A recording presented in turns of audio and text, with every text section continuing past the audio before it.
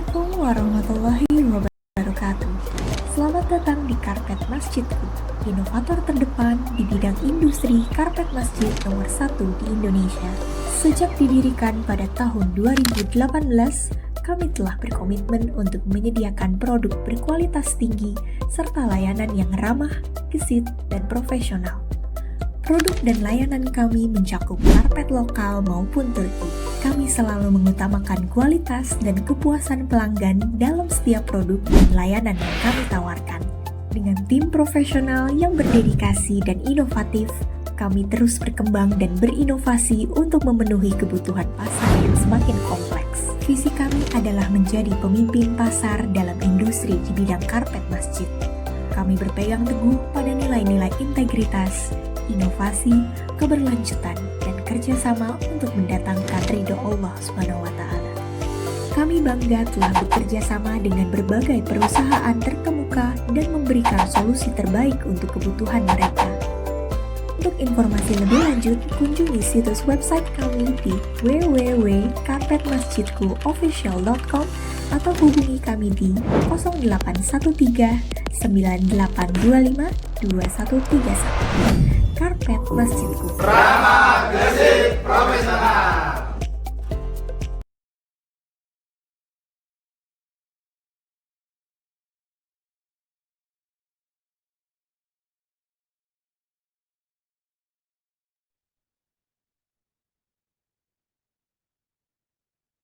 Dixon, seluruh keluargaku dimanapun berada nih, mohon respon terlebih dahulu sebelum kita mulai perjalanan kita pada kesempatan pagi hari ini. Boleh dong berkomentar di kolom chatnya, apakah suaranya sudah terdengar aman? Ayah, bunda, abang, kakak, AATT, mbak, udah, emas semuanya. Boleh dong merespon terlebih dahulu sehingga memastikan bahwa memang ayah bunda hadir. Terkhusus juga mudah-mudahan aman terkendali. Masya Allah. Pontianak aman. Atur thank you yang sudah pada merespon. Bismillahirrahmanirrahim. Assalamualaikum warahmatullahi wabarakatuh.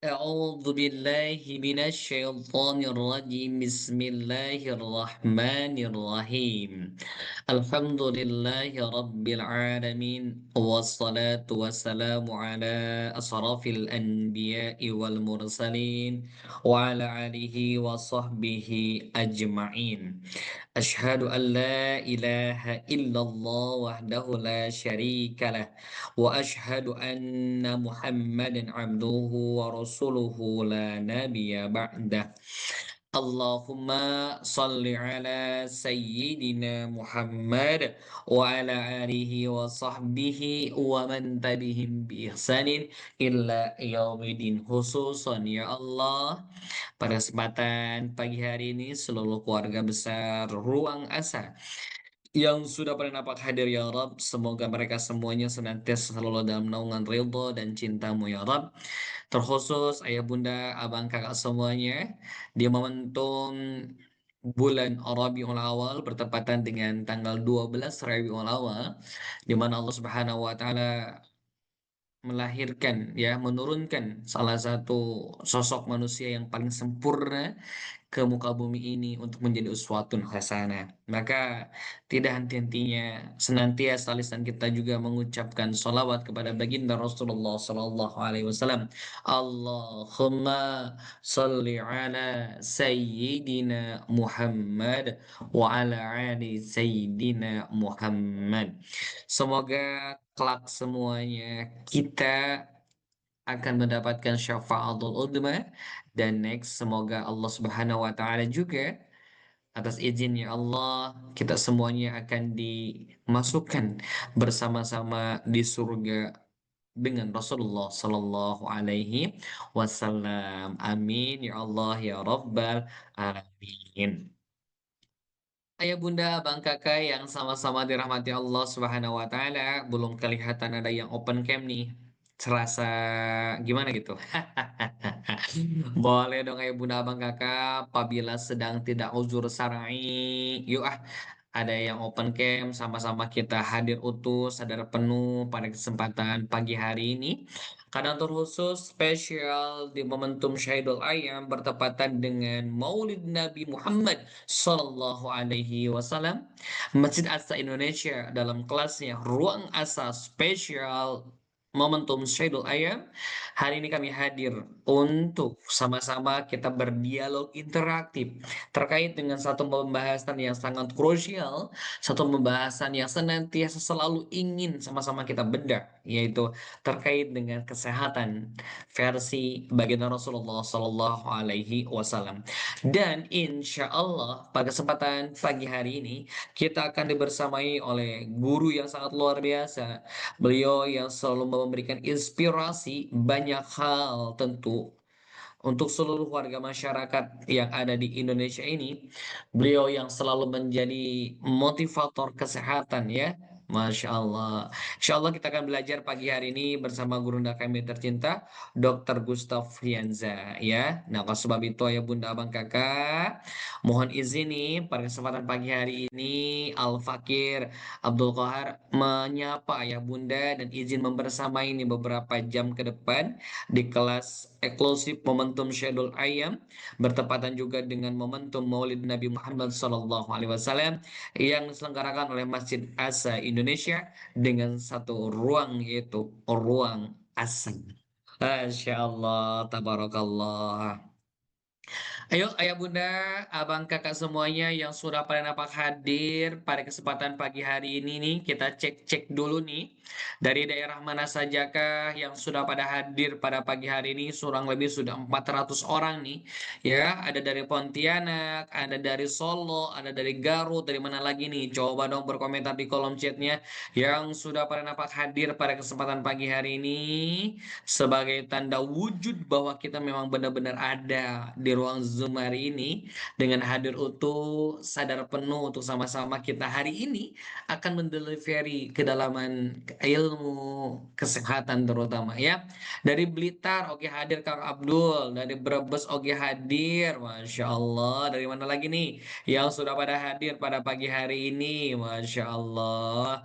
Luar biasa ya, Abdul doakan nih yang responsif, selalu merespon ya, selalu semangat dalam setiap sesi pertemuannya. Aduh ya, mudah-mudahan senantiasa selalu menjadi jalan-jalan kebaikan. Ayah bunda abang kakak semua dari setiap sesi pertemuannya. Masya Allah. Terkhusus ya. Insya Allah menarik Kediri, Brebes, Insya Allah luar biasa nih ya. Ada Pak Ardiansyah di Bekasi, ada Bunda Wiwit di Jambi, ada Bunda Saparini ya. Masya Allah yang sudah pada open camp di pagi hari ini yang sangat luar biasa. Kaltara, wih Bunda Nur, Masya Allah Bunda Nur ada di sini.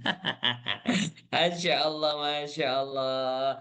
Mana Bunda Nur? Bunda Lulu juga ada di sini, Masya Allah. Bunda Lulu, barakallah, barakallah, barakallah nih. Seru banget nih kalau ketemu dengan keluarga itu ya. Dimanapun roomnya, ada ketemu lagi dengan keluarga ahli surga nih ya. Masya Allah, bahagia banget rasanya ya. Bunda Bang Kakak, supaya tentu ingin sekali banyak manfaat yang bisa kita dapatkan. Tidak hanya sekedar ilmu yang kita dapatkan, tapi juga ingin aliran pahala. Maka oleh sebab itu Ayah Bunda Bang Kakak, boleh nih Ayah Bunda Bang Kakak ya, di-sharekan kembali link Zoom kajian pertemuan kita pada kesempatan pagi hari ini di ruang ASA. Ya, insya Allah ya Bunda. Masya Allah Bunda Lulu, sehat selalu ya Bunda ya, Masya Allah. Kayaknya Bunda Lulu mah aktif sana sini gitu kan ya.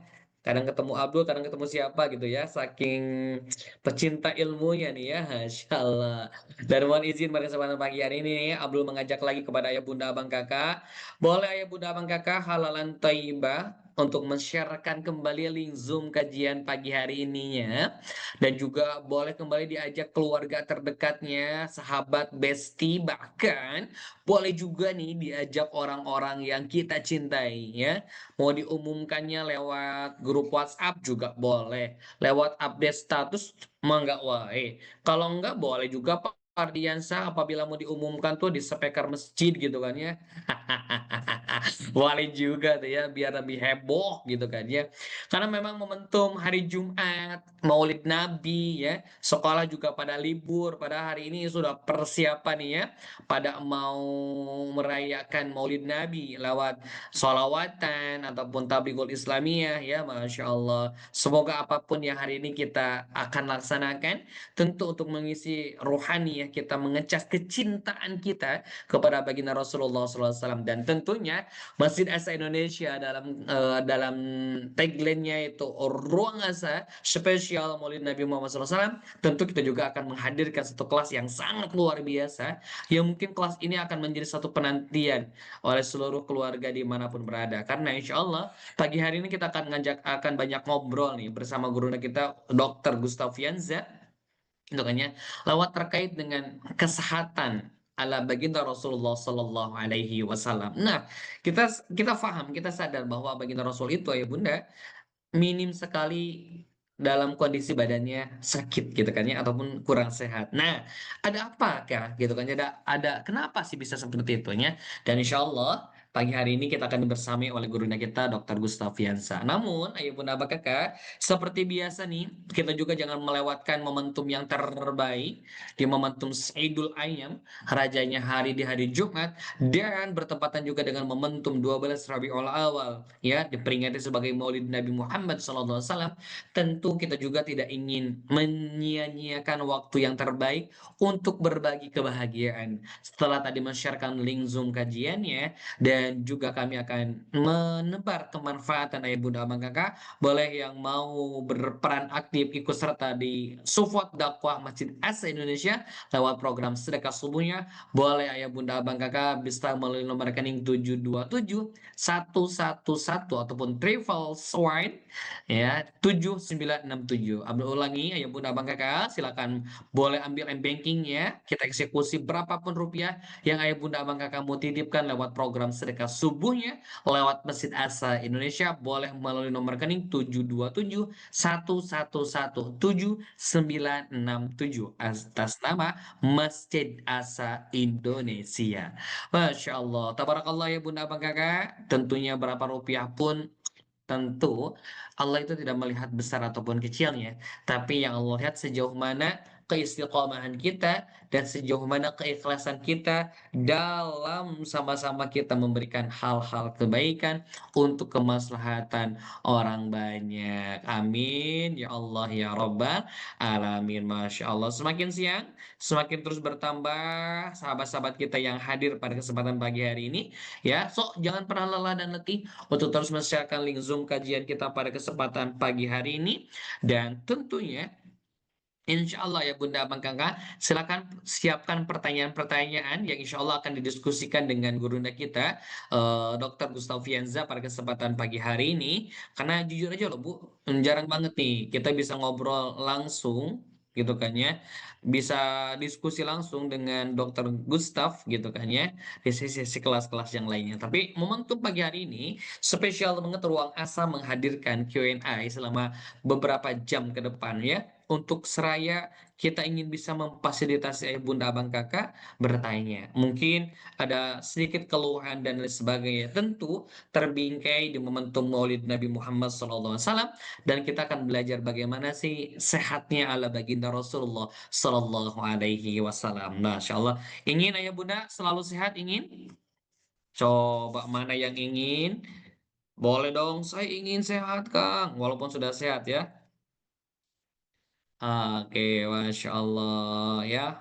Dan kita berdoa ya Bunda Abang Kakak, karena kalau di istilah Sunda mah ada pancaroba gitu kan ya. Tidak sedikit nih gitu kan ya, hari ini ada beberapa keluarga kita, sahabat kita yang qadarullah ya,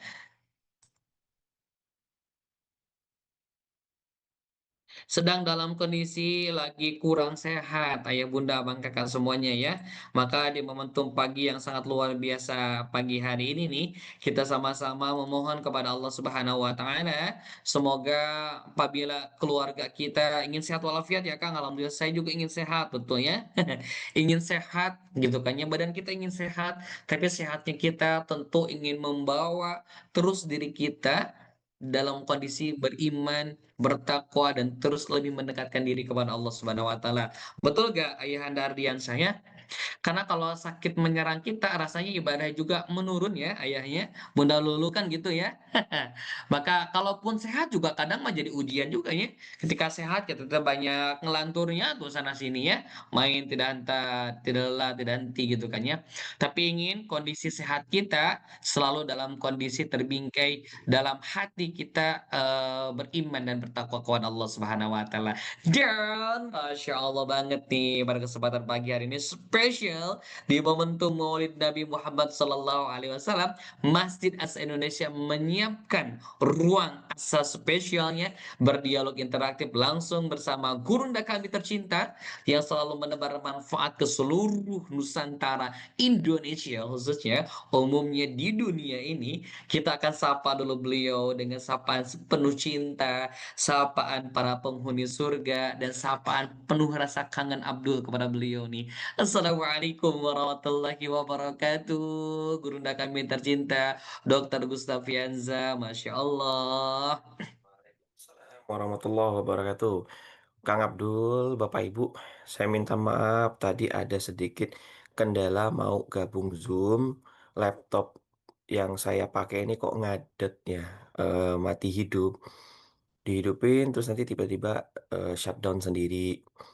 Nah, udah saya cek ke perkabelannya sih aman ya, tapi ini syukur alhamdulillah di percobaan ketiga masih bisa hidup sampai dengan sekarang ya. Nanti kalau tiba-tiba saya ngilang berarti mati lagi ya. Tapi doakanlah Kang Abdul ya. Semoga Siap. laptopnya aman. Mungkin sudah uzur. Amin. Aduh, Masya Allah. Dokter, Hmm, Masya Allah, Alhamdulillah ketemu kembali nih. Masya Masya Allah. Allah. Kang Dokter Abdul gimana sehat? si Dedek? Gimana Dedek? Udah berapa Alhamdulillah, bulan? Alhamdulillah dokter. Alhamdulillah, Alhamdulillah. Sehat dokter. Udah berapa bulan sekarang berarti? Mau dua dok, Alhamdulillah. Mau kedua bulan dok. 2 bulan, Masya Allah, Alhamdulillah. Alhamdulillah dokter. Sehat selalu ya. Amin. Pak dokter Mm-mm. izin nih, karena momentum kita di bertepatan banget nih dok dengan Maulid Nabi Muhammad SAW gitu kan ya. Nah, kira-kira dok boleh dong spill dikit pagi hari ini kita akan diskusi ataupun membedah apa nih dok? Iya, sebetulnya em, di sesi yang kali ini Insya Allah kita bisa kita apa namanya ya, katakan ini free room ya. Free room itu artinya kami pun sadar, saya juga sadar selama beberapa kesempatan menyampaikan materinya yang terlalu padat sehingga juga sudah menghabiskan waktu yang cukup panjang. Alhasil seringkali hanya menyisakan waktu untuk bertanya sedikit sekali. Atau bahkan pernah pada beberapa kesempatan tidak ada waktu sama sekali untuk bertanya ya, Kang Abdul ya, karena udah mepet banget. Oleh sebab itu, kita akan berikan kesempatan kepada Bapak Ibu, khusus hari ini kalau ada pertanyaan ya. Apakah itu pertanyaan dengan topik, sorry, apa pertanyaan yang berkaitan dengan topik-topik sebelumnya, atau pertanyaan yang berkaitan dengan keluhan. Nah, cuman gini, disclaimer dari saya atau pemberitahuan dari saya di awal ini, jika Anda bertanya tentang keluhan, maka yang bisa saya jawab hanyalah secara umum, secara superficial lah gitu ya. Karena kan gini, beda halnya kalau ketika saya sedang praktek ya, saya mengkhususkan waktu untuk bertanya banyak hal kepada pasien atau kepada orang yang ada di hadapan saya. Artinya kalau konsul itu berarti tidak cuman dari sisi pasien yang bertanya, tapi ada timbal balik. Setelah pasien menyampaikan pertanyaan, maka saya akan bertanya balik ya untuk melengkapi data. Nah, kalau pada momentum seperti ini kan kita tidak bisa seinteraktif itu ya. Paling penanya hanya bisa saya tanya balik 1 sampai 2 kali pertanyaan saja. Saya nanya balik kepada peserta. Kalau semua peserta saya perlakukan seperti itu, maka waktu yang akan kita gunakan pasti akan lebih boros. Ya, jadi artinya nggak jadi masalah kalau teman-teman ada keluhan yang ingin ditanyakan. Tapi mohon diterima dulu jawaban yang sifatnya umum. Tapi ya barangkali dari jawaban umum itu saja teman-teman sudah paham.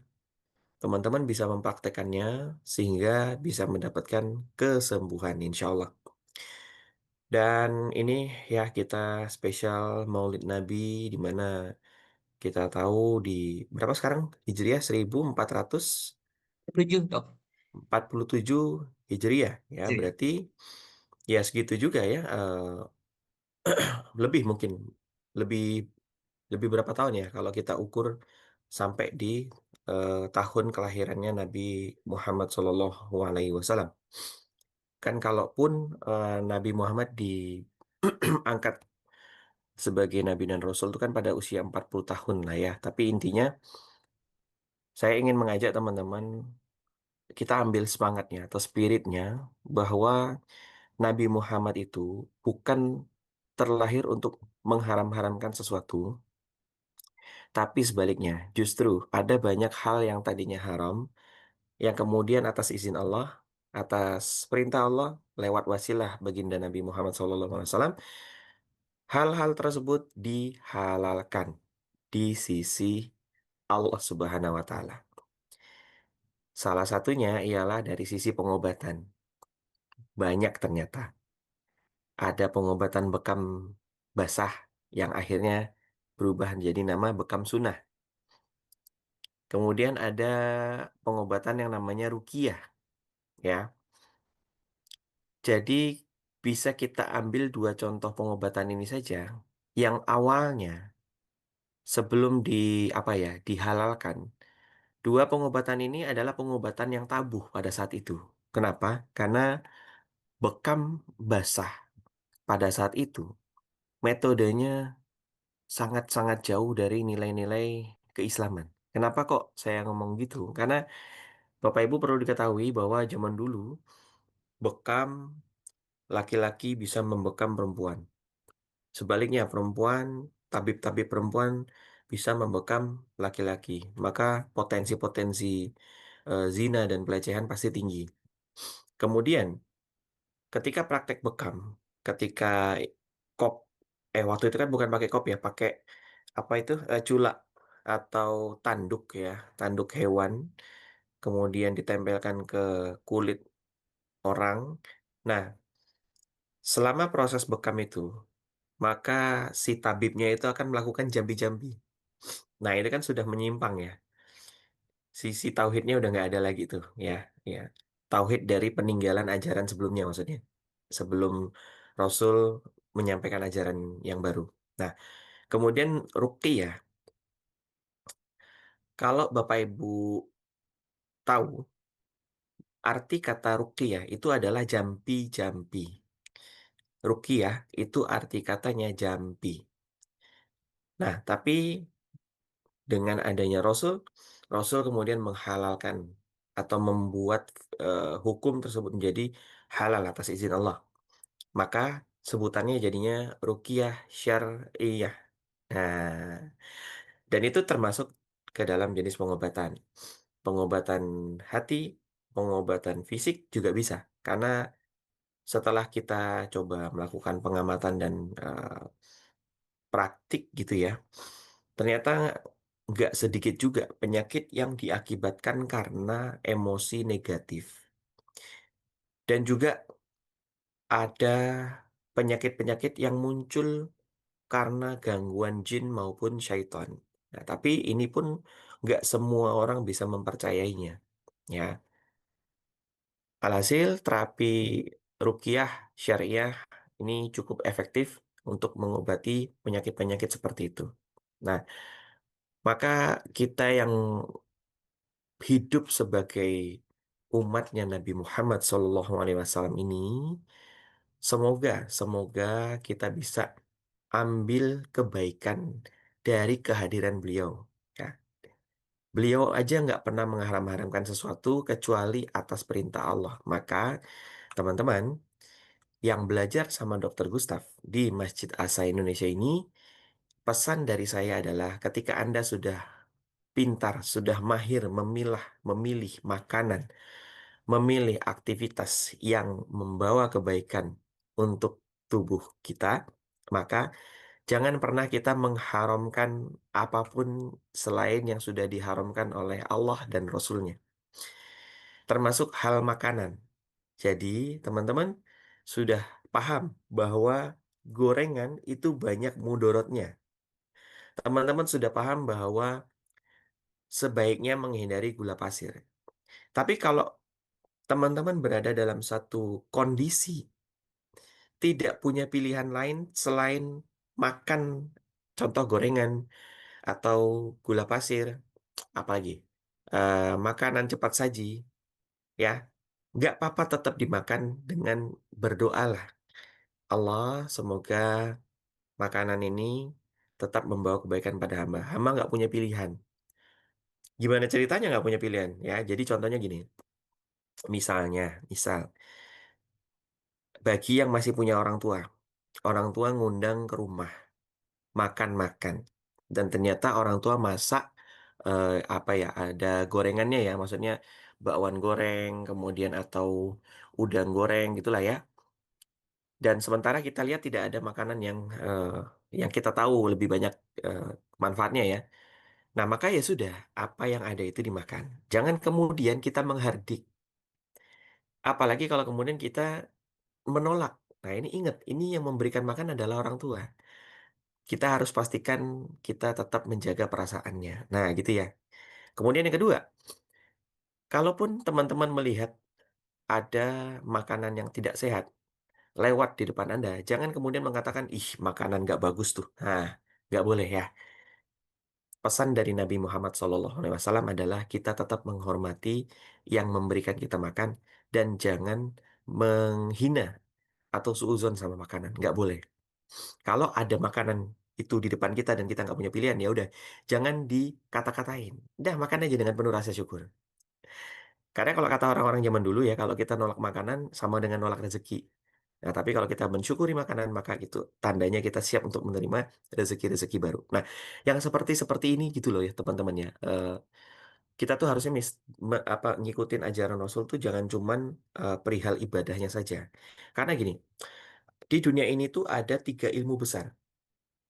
eh, apa namanya?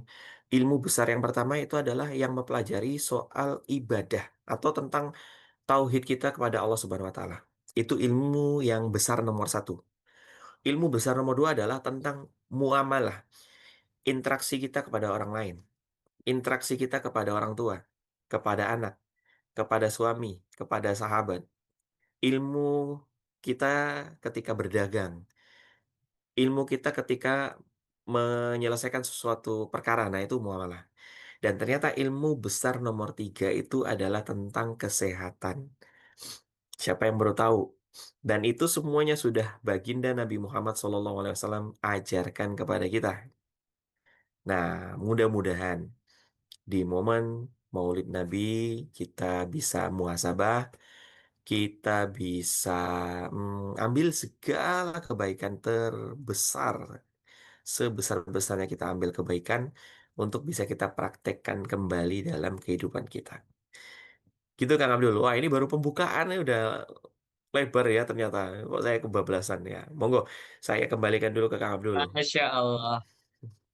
Siap, Pak Dokter, luar biasa ya. Itu spillnya aja sudah menggetarkan hati Bunda Wiwit, Bunda Nur ya. Sok lah hari ini mah spesial di momentum Syahidul Ayam, di momentum Maulid Nabi. Maka Dokter Usap sudah menyiapkan waktunya untuk sama-sama kita sharing session pada kesempatan pagi hari ini.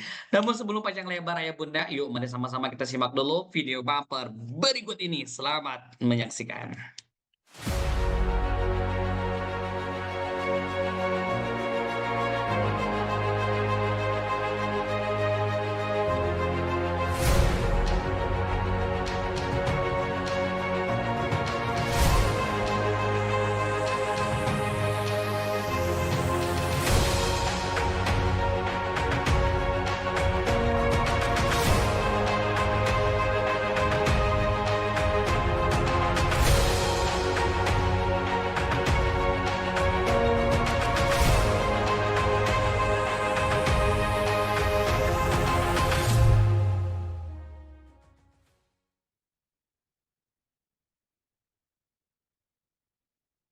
ruang asa hadir dengan sepenuh rasa untuk membersamai ayah bunda, abang kakak semuanya ya. Masya Allah wabarakatuh. So ayah bunda abang kakak yang mau bertanya tinggal menggunakan fitur resen saja, lebih cepat lebih baik. Ada waktu kesempatan untuk bertanya bersama guru kita Dr. Gustaf Fianzani ya. Silahkan ya. Kita Sebentar akan Kang lebih Abdul, ada siap. informasi lagi juga yang bisa saya sampaikan dulu Oke, siap sebelum dong. dibuka Oke, sesi siap. tanya jawabnya. Mohon izin ya. Boleh, ini langsung saya Oke, ambil alih berarti, siap. Oke, Kang. Ibu Bapak semuanya ya. Sebelum nanti sesi tanya jawab, terlebih dahulu kita akan mendengarkan pengantar ya sebagai spirit untuk kita semuanya. Kembali kepada Dokter Guruna tercinta kita, Dokter Ustafianza. Falyatafaddal alaihi mashkuro. Baik, terima kasih Kang Abdul. Nah, ini kita lupa briefing ya. Maksudnya saya lupa menyampaikan ke Kang Abdul ada opening dulu lah ya, insya Allah ya. Yap, Jadi betul, siap, Dok. sekitar 5 sampai 10 menitan aja, teman-teman. Oke. Auzubillahi minasyaitonirrajim. Bismillahirrahmanirrahim. Assalamualaikum warahmatullahi wabarakatuh. Waalaikumsalam warahmatullahi wabarakatuh. Alhamdulillahilladzi hadana li hadza wa ma kunna linahtadiya laula an hadanallah. Asyhadu an la ilaha illallah wahdahu la syarika lah wa asyhadu anna Muhammadan abduhu wa rasuluhu la nabiyya ba'dah. Rabbi shrah li sadri wa yassir li amri wa hlul datam min lisani yafqahu qawli. Rabbi anzilni munzalan mubarakan wa anta khairul munzilin. Rabbi zidni ilma warzuqni fahma bi rahmatika ya arhamar rahimin. Yang saya hormati Kang Abdul selaku moderator ya. Rindu juga lama tak bertemu beliau. Ini kalau saya bertemu beliau tuh paling hanya sebulan sekali ya. Tapi semoga nanti bisa semakin sering ya. Dan bahkan bisa bertemu secara offline lagi ya. Kemudian yang saya banggakan insya Allah dimuliakan oleh Allah Subhanahu Wa Taala selalu yaitu Bapak Ibu ya. Ini kecintaan saya semua sudah cantik dan ganteng hadir di depan layar. Mohon izin mungkin saya bisa sapa-sapa. Ini ada ibunda tercinta Bu Wiwit dari Jambi. Ya, ini langganan ya. Ikut belajar bareng saya, Masya Allah. Terus ada Bunda Olive. Nih, nampaknya beliau stay bareng anaknya ya, si Dede. Sehat selalu, Dede ya. Berkah keluarganya ya selalu dilindungi Allah Subhanahu wa Ta'ala.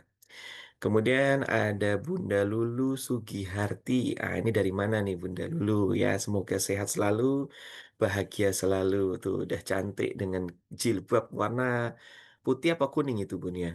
Agak kurang nampak, kayaknya putih ya. Kemudian ada Bunda Nur. Wah, ini juga nggak kalah cantiknya ini. Udah stay di depan, udah seger dengan senyum manisnya, Masya Allah. Ih, dokter gendit, nggak apa-apa lah ya, gendit-gendit syar'i lah ya.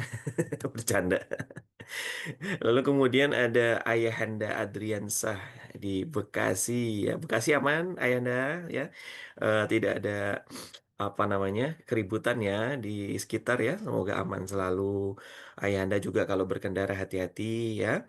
Apalagi kalau udah apa matanya kurang awas ya. Sebaiknya jalannya tuh pelan-pelan aja. Lalu kemudian ada siapa ini? Mbak Yeni Yuliani ya Masya Allah. Ini juga udah standby, kayaknya di kamar ya Mbak ya ini ya. Gak apa-apa, walaupun raga terperangkap di kamar, tapi jiwanya bisa melanglang buana saat ini ya. Bisa keliling dunia ya, walaupun masih sebatas jiwa. Doakan, amin kan ya. Lalu kemudian ada Mas Rahmat. Kok Rahmat Jelita kok ini? Memang betul ya namanya ya? Ya, oh maksudnya ini bareng ya, oke. Bersama istri mungkin barangkali ya, di Padang. Nah, istri saya juga orang Minang ya. Cuman tinggal lama di Pontianak. Jadi udah jadi orang Pontianak. Ya, mohon izin Mas Rahmat. Lalu kemudian ada teman-teman lain ya, ada Mbak Saparini, ada Sinse Anna Fatan. Oh, ini ada pakar kesehatan juga ini ya. Mohon izin sharing-sharing lah ya. Nanti kalau ada yang bisa ditambahkan, monggo tambahin.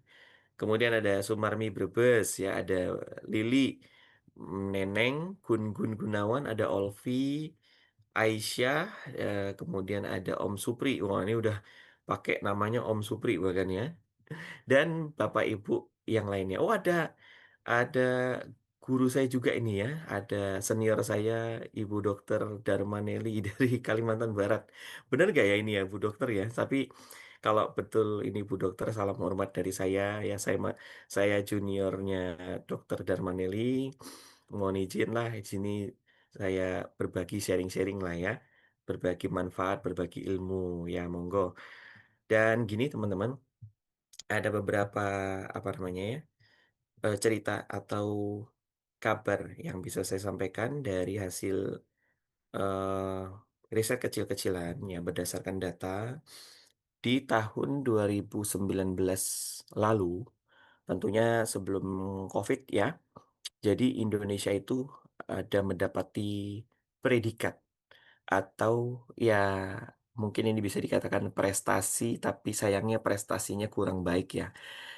Tahun 2019, Indonesia menduduki peringkat ketujuh tertinggi sedunia sebagai negara penderita penyakit diabetes terbanyak. Nah, itu tahun 2019. Walaupun sampai dengan tahun sekarang sudah mulai agak turun peringkatnya, tapi saya belum mendapatkan data yang pasti apa sekarang Indonesia berada di peringkat nomor berapa.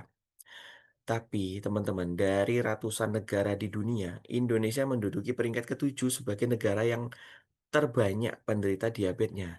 Kalau saya dengarnya kok sedih ya.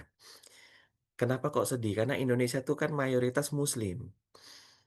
Islam, ya, Allah udah titipkan banyak sekali cara-cara hidup yang baik dalam ajaran Islam. Disampaikan tentunya oleh Allah dan Rasul-Nya. Bagaimana cara menjaga kesehatan. Bagaimana ibadah-ibadah yang kita kerjakan itu sebetulnya harusnya bisa memberikan kesehatan kepada tubuh kita. Apa ibadah yang paling sering kita lakukan dan dia bisa memberikan kesehatan? Ialah adalah sholat. 5 kali sehari kita menunaikan ibadah sholat. Tapi ternyata juga Indonesia sebagai penderita penyakit terbanyak di dunia. Nah ini kan jadi sebuah pertanyaan ya. Lalu kemudian teman-teman, tahun 2022, nah ini agak maju sedikit ya, tadi kan 2019, dan ini tahun 2022, ada sebuah, apa namanya, kayak lembaga menerbitkan sebuah hasil riset atau sebuah penelitian. Didapatkanlah ada beberapa negara yang menjadi sorotan. Pasti tahu siapa maksud negara yang saya maksud, ialah Indonesia lagi. Indonesia menduduki peringkat nomor 5 sebagai negara paling males sedunia. Negara paling males tuh maksudnya bisa ditinjau dari, ya maksudnya mereka menobatkan negara-negara paling males ini adalah ditinjau dari seberapa seringnya orang Indonesia itu jalan kaki. Nah, jadi ternyata orang Indonesia masih males jalan kaki. Ya, maka ya mirisnya kita menduduki peringkat kelima sebagai negara paling mager sedunia. Siapa yang tahu jumlah negara sedunia sekarang ada 300-an berapa? Bayangin ya, dari 300 dan Indonesia nomor 5. Waduh, peringkat yang menyedihkannya. Dan teman-teman, kalau kita lihat dari internal di negara kita sendiri, sampai dengan saat ini, negara Indonesia masih punya em, momok yang menakutkan ya, yaitu kematian terbesar di Indonesia ini, yaitu disebabkan memang karena penyakit. Jadi penyebab penyebab kematian itu kan banyak ya, ada yang apa? Karena kecelakaan, karena pembunuhan dan lain sebagainya. Tapi memang mayoritas di Indonesia masih karena penyakit kronik. Dan nomor satunya ialah karena penyakit jantung. Nomor duanya stroke.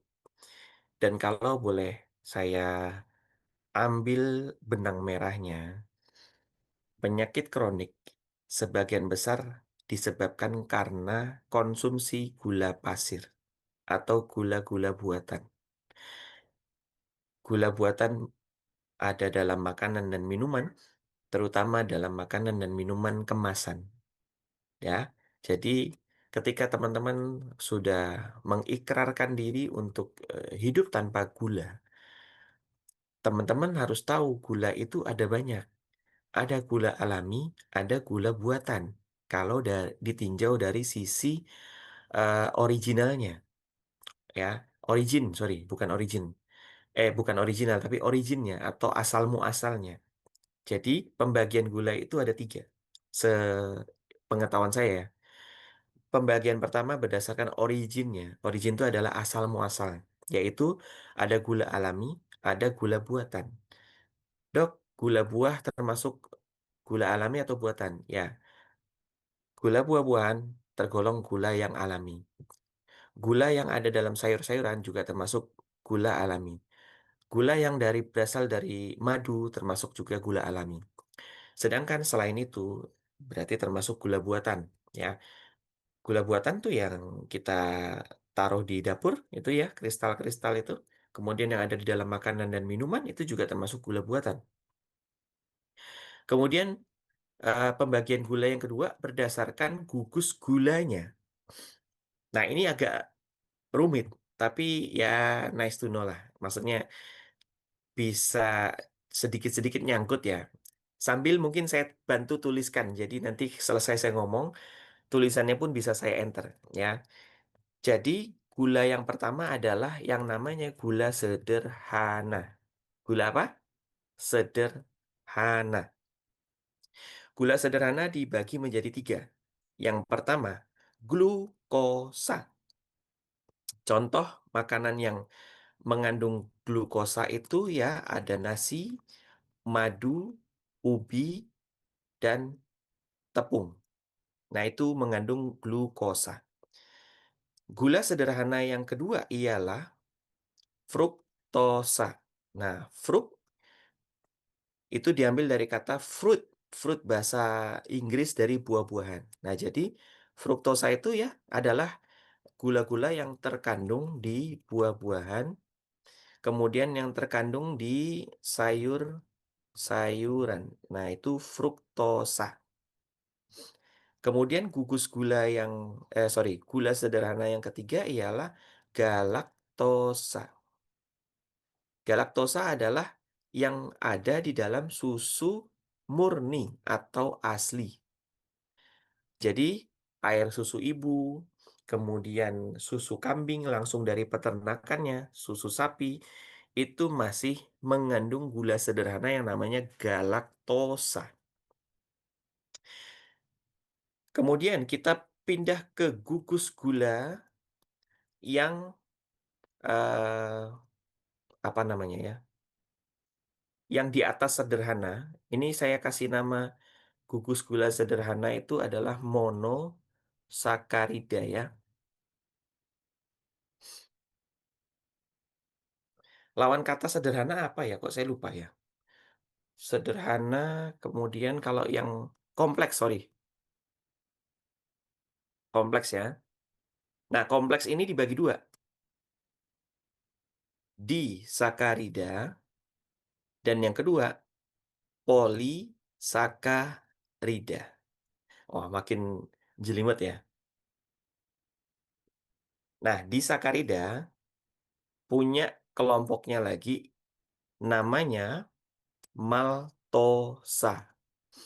Maltosa merupakan gabungan antara glukosa dan glukosa. Nah, jadi gugus gulanya lebih dari satu. Jadi maltosa ini adalah segala produk-produk atau makanan yang punya gugus gula lebih banyak daripada glukosa biasa. Contohnya ada di makanan kemasan, kemudian ada di roti. Roti itu kan artinya dia udah ini ya, udah merupakan produk olahan dari tepung gitu ya. Nah, itu maltosa. Kemudian selain maltosa ada laktosa. Laktosa itu artinya galaktosa ditambah glukosa. Laktosa itu ya segala produk susu atau susu olahan itu semuanya sudah mengandung gula yang namanya laktosa, bukan galaktosa lagi. Karena kalau galaktosa itu susu murni, alami. Nah, sedangkan kalau gula kompleks yang namanya laktosa itu sudah bukan susu alami karena sudah mendapatkan gula tambahan. Jadi, kalau mau minum susu yang tidak menggemukkan adalah susu yang asli, belum diolah. Nah, kalau susu yang sudah diolah itu sudah mendapatkan gula tambahan. Kemudian yang terakhir ialah sukrosa. Sukrosa itu adalah fruktosa ditambah glukosa. Nah, contoh sukrosa itu adalah gula pasir. Nah, nyambung ya. Oh, fruktosa lupa satu lagi, yaitu aren. Nah, tuh. Nanti teman-teman bisa lihat. Kemudian yang kedua, pembagian yang kedua adalah polisakarida. Polisakarida ini banyak contohnya ya. Cuman kok saya agak lupa nama-nama kimianya.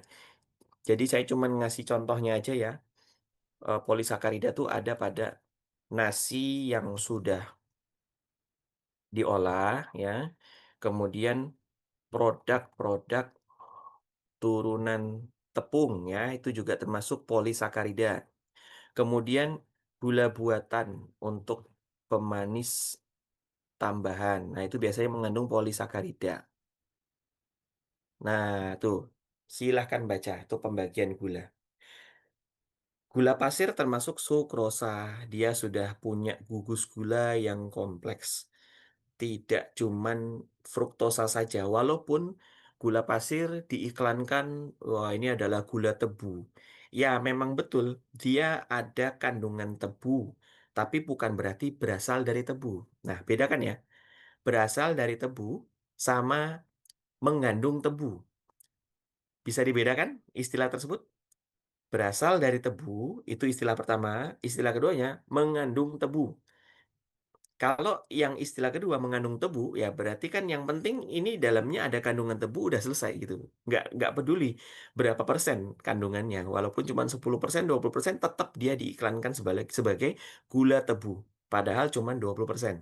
Sisanya nggak tahu apa. Pemanis tambahan, ada pengawet, ada zat warna, dan lain sebagainya. Nah, dengan memahami seperti ini, saya berharap saya bisa memberikan sumbangsih kepada negara untuk bisa bantu menurunkan tingkat jumlah penderita penyakit kronik yang baru. Atau paling tidak, em, memperpanjang usia lah dengan teman-teman taubat dari gula buatan atau gula pasir. Kalau saya beralih kepada stevia. Stevia bukan gula, dia adalah zat pemanis yang berasal dari daun stevia. Dan daun stevia banyaknya tumbuhnya di Amerika Latin. Monggo, mungkin barangkali teman-teman yang sudah tercerahkan pagi hari ini untuk bisa mengambil kebaikan saja. Dan ingat, jangan sampai kita mengharam-haramkan segala sesuatu, termasuklah kalau di hadapan kita ada gula dan kita tidak punya pilihan lain. Ya, misalnya ya, ada minuman kopi atau teh yang sudah terlanjur disajikan, di dalamnya ada gula, jangan sampai malah kita nggak minum. Ya, kita perlu juga menghargai perasaan orang lain yang sudah membuatkan. Begitu ya, mungkin barangkali bisa diterima dengan baik sebagai spirit kita memaknai Maulid Nabi di tahun ini. Insya Allah ya, kita benar-benar jadi brand ambassador hadisnya Rasulullah Shallallahu Alaihi Wasallam. Ya, saya bisa apa namanya sampaikan ini semua ya. Ini mohon maaf nih goyang-goyang, saya mejanya goyang-goyang. Oke, terima kasih. Saya kembalikan kepada Kang Abdul. Masya Allah, luar biasa nih ya. Sebagai pembuka Ayah Bunda Bang Kakak yang disampaikan oleh Dr. Gustavianza. Sedih banget ya. Ternyata Indonesia itu fenomenanya seperti itu ya. Siapa yang di Indonesia? Coba siapa yang di Indonesia? Ibu bapak di Indonesia kan? Ya, maka yuk supaya tidak menjadi kegalauan, kita akan banyak bertanya nih. Bagi yang mau bertanya, silahkan ya menggunakan fitur raise hand dan kita akan lebih mendahulukan dulu yang secara live-nya. Karena kalau untuk bertanya tentang kesehatannya, enaknya memang langsung ditanyakan ya Bunda. Biar apa yang disampaikan sesuai dengan apa yang dirasakan ya. Masya Allah. Yuk kita awali dulu nih satu pertanyaan dari Bunda Wiwit di Jambi. Masya Allah. Bunda Wiwit mau tanya apa nih kira-kira nih di pagi hari ini? Boleh open mic-nya dulu Bunda Wiwit. Silakan Bunda. Ya, makasih Kang Abdul. Oke Bunda, siap. Dokter. Assalamualaikum warahmatullahi wabarakatuh. Waalaikumsalam Terima warahmatullahi kasih atas wabarakatuh. kesempatannya. Eh, Tanya ini dokter, yang pertama itu masalah bekam. Jadi saya juga waktu ikut kelas apa ya, all itu ya, Leukenhill tuh. Nah, jadi ada juga Ya, praktek siap. bekam. Kebetulan anak saya Mm-mm. juga sudah ikut pelatihan bekam, jadi kami saling Oh, mantep. membekam. Wis, Nah, hebat. itu karena sudah setiap bulan, setiap tanggal sunnah itu saya upayakan untuk bekam gitu, Dok. Ya, mantap. Nah, jadi bulan Di tanggal ini saya sunnah ya, Bun? ya tanggal sunnah, alhamdulillah. Kemudian saya lihat bulan ini tuh, Dok, darahnya tuh tidak terlalu banyak gitu, Dok. Hanya di bagian-bagian yang di pundak itu mungkin lumayan, lumayannya itu berarti ada. Kemudian di bagian lain seperti di pinggang itu seperti cuman ada setetes, kemudian 2 tetes. Nah, di situ kan akhirnya kita, ya udah sekali aja, Dok, ya. Biasanya kita 2 kali kan bekam, kemudian, ditarik lagi, dikop lagi. Nah, itu apakah itu karena saya ini kurang darah atau gimana itu? Jadi ada kekhawatiran, soalnya, seringkali kan indikatornya, ini kalau darahnya kurang gitu kan, seperti kok kayak tidak maksimal gitu, Dok. Itu yang pertama, kemudian yang kedua ini kebetulan anak saya ini, kemarin beberapa hari yang lalu demam. Nah, ini sekarang, demamnya cuma sehari karena, pakai, tradisional ya seperti yang dianjurkan Dokter Yanti, rimpang-rimpang, kemudian juga saya topung. Nah, alhamdulillah, namun setelah berapa hari, apa itu kaitan dengan demam, ada muncul ruam-ruam, tapi di sebatas kaki dan tangan aja, Dok. Nah, ini Oh, jadi itu apa pengaruh demam kemarin atau lain. Kalau dilihat ya, dari ya. makanan sepertinya makanan biasa-biasa aja gitu, Dok, ya. Nah, yang satu Mm-mm-mm. lagi gini, Dok, masalahnya kan kita sudah berusaha untuk menghilang gula pasir di rumah, kemudian juga berusaha beralih ke no gluten. Nah, ini kalau seperti kata dokter tadi sarannya kalau kita disuguhi, itu berarti kita harus, ya itu alhamdulillah rezeki. Kita tidak boleh, apa ya, tidak memakan karena menghormati perasaan orang lain. Nah, kalau untuk kita menyuguhkan, karena ada kalanya kan kita itu bingung tuh, Dok, ini kita mau kasih yang, sudah kita komitmen, tapi kan kebanyakan ini orang-orang kan tidak suka tuh, Dok, ya, makanan seperti yang kurang gula atau kurang garam atau diganti ini. Nah, itu gimana, Dok, cara kita menyikapi kalau kita untuk menyuguhkan? Kalau kita disuguhkan ya insya Allah kita makan. Nah, kalau kita Ya, menyuguhkan langsung teringat nih, wah ini nanti bakal gimana gitu pikiran kita untuk menyehatkan orang gitu, ada perasaan bersalah. Nah, gimana tuh, Dok, menyikapinya? Demikian, ya. Dok. Wassalamualaikum warahmatullahi wabarakatuh.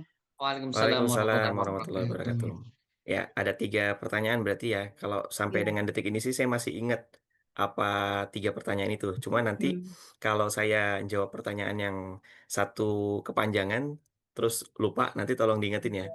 Pertanyaan Iya. pertama Siap, dari Dok. Bunda Wiwit ialah tentang bekam. Jadi gini Bunda, yang pertama disclaimer dari saya atau Mhm. informasi penting dari saya bahwa keberhasilan bekam bukan ditentukan dari jumlah darah yang keluar. Oke, Iya. karena jumlah darah yang keluar itu memang sangat-sangat variatif dari satu orang ke orang yang lain. Maksudnya, tiap-tiap orang bisa saja punya fenomena darah yang berbeda-beda. Ada orang yang dibekam darahnya banyak, ada orang Mhm. yang darahnya sedikit, ada yang nggak keluar sama sekali, ada orang yang dibekam darahnya encer, ada orang yang dibekam darahnya kental. Mhm. Itulah yang kemudian yang sangat disayangkan, muncul banyak spekulasi-spekulasi negatif atau kurang baik dari teman-teman terapis atau oknum-oknum yang justru menggunakan itu sebagai daya jual, daya jual layanannya. Sebagai contoh, saya pernah eh, menegur secara langsung terapis ya, yang berkata seperti ini di depan saya. Pak, waduh ini Pak, ini ada kolesterolnya nih darahnya nih. Wah, ini ada apa namanya asam uratnya. Saya mikir mata dia ini matanya berarti dilengkapi dengan lensa mikroskop kali ya. Kok bisa langsung tahu gitu dari hanya mengamati darah dari luar sudah langsung tahu ada kolesterolnya, ada asam urat. Dari mana Pak? Kamu tahu tuh dari mana? Kita aja, kami para dokter harus membutuhkan alat ya.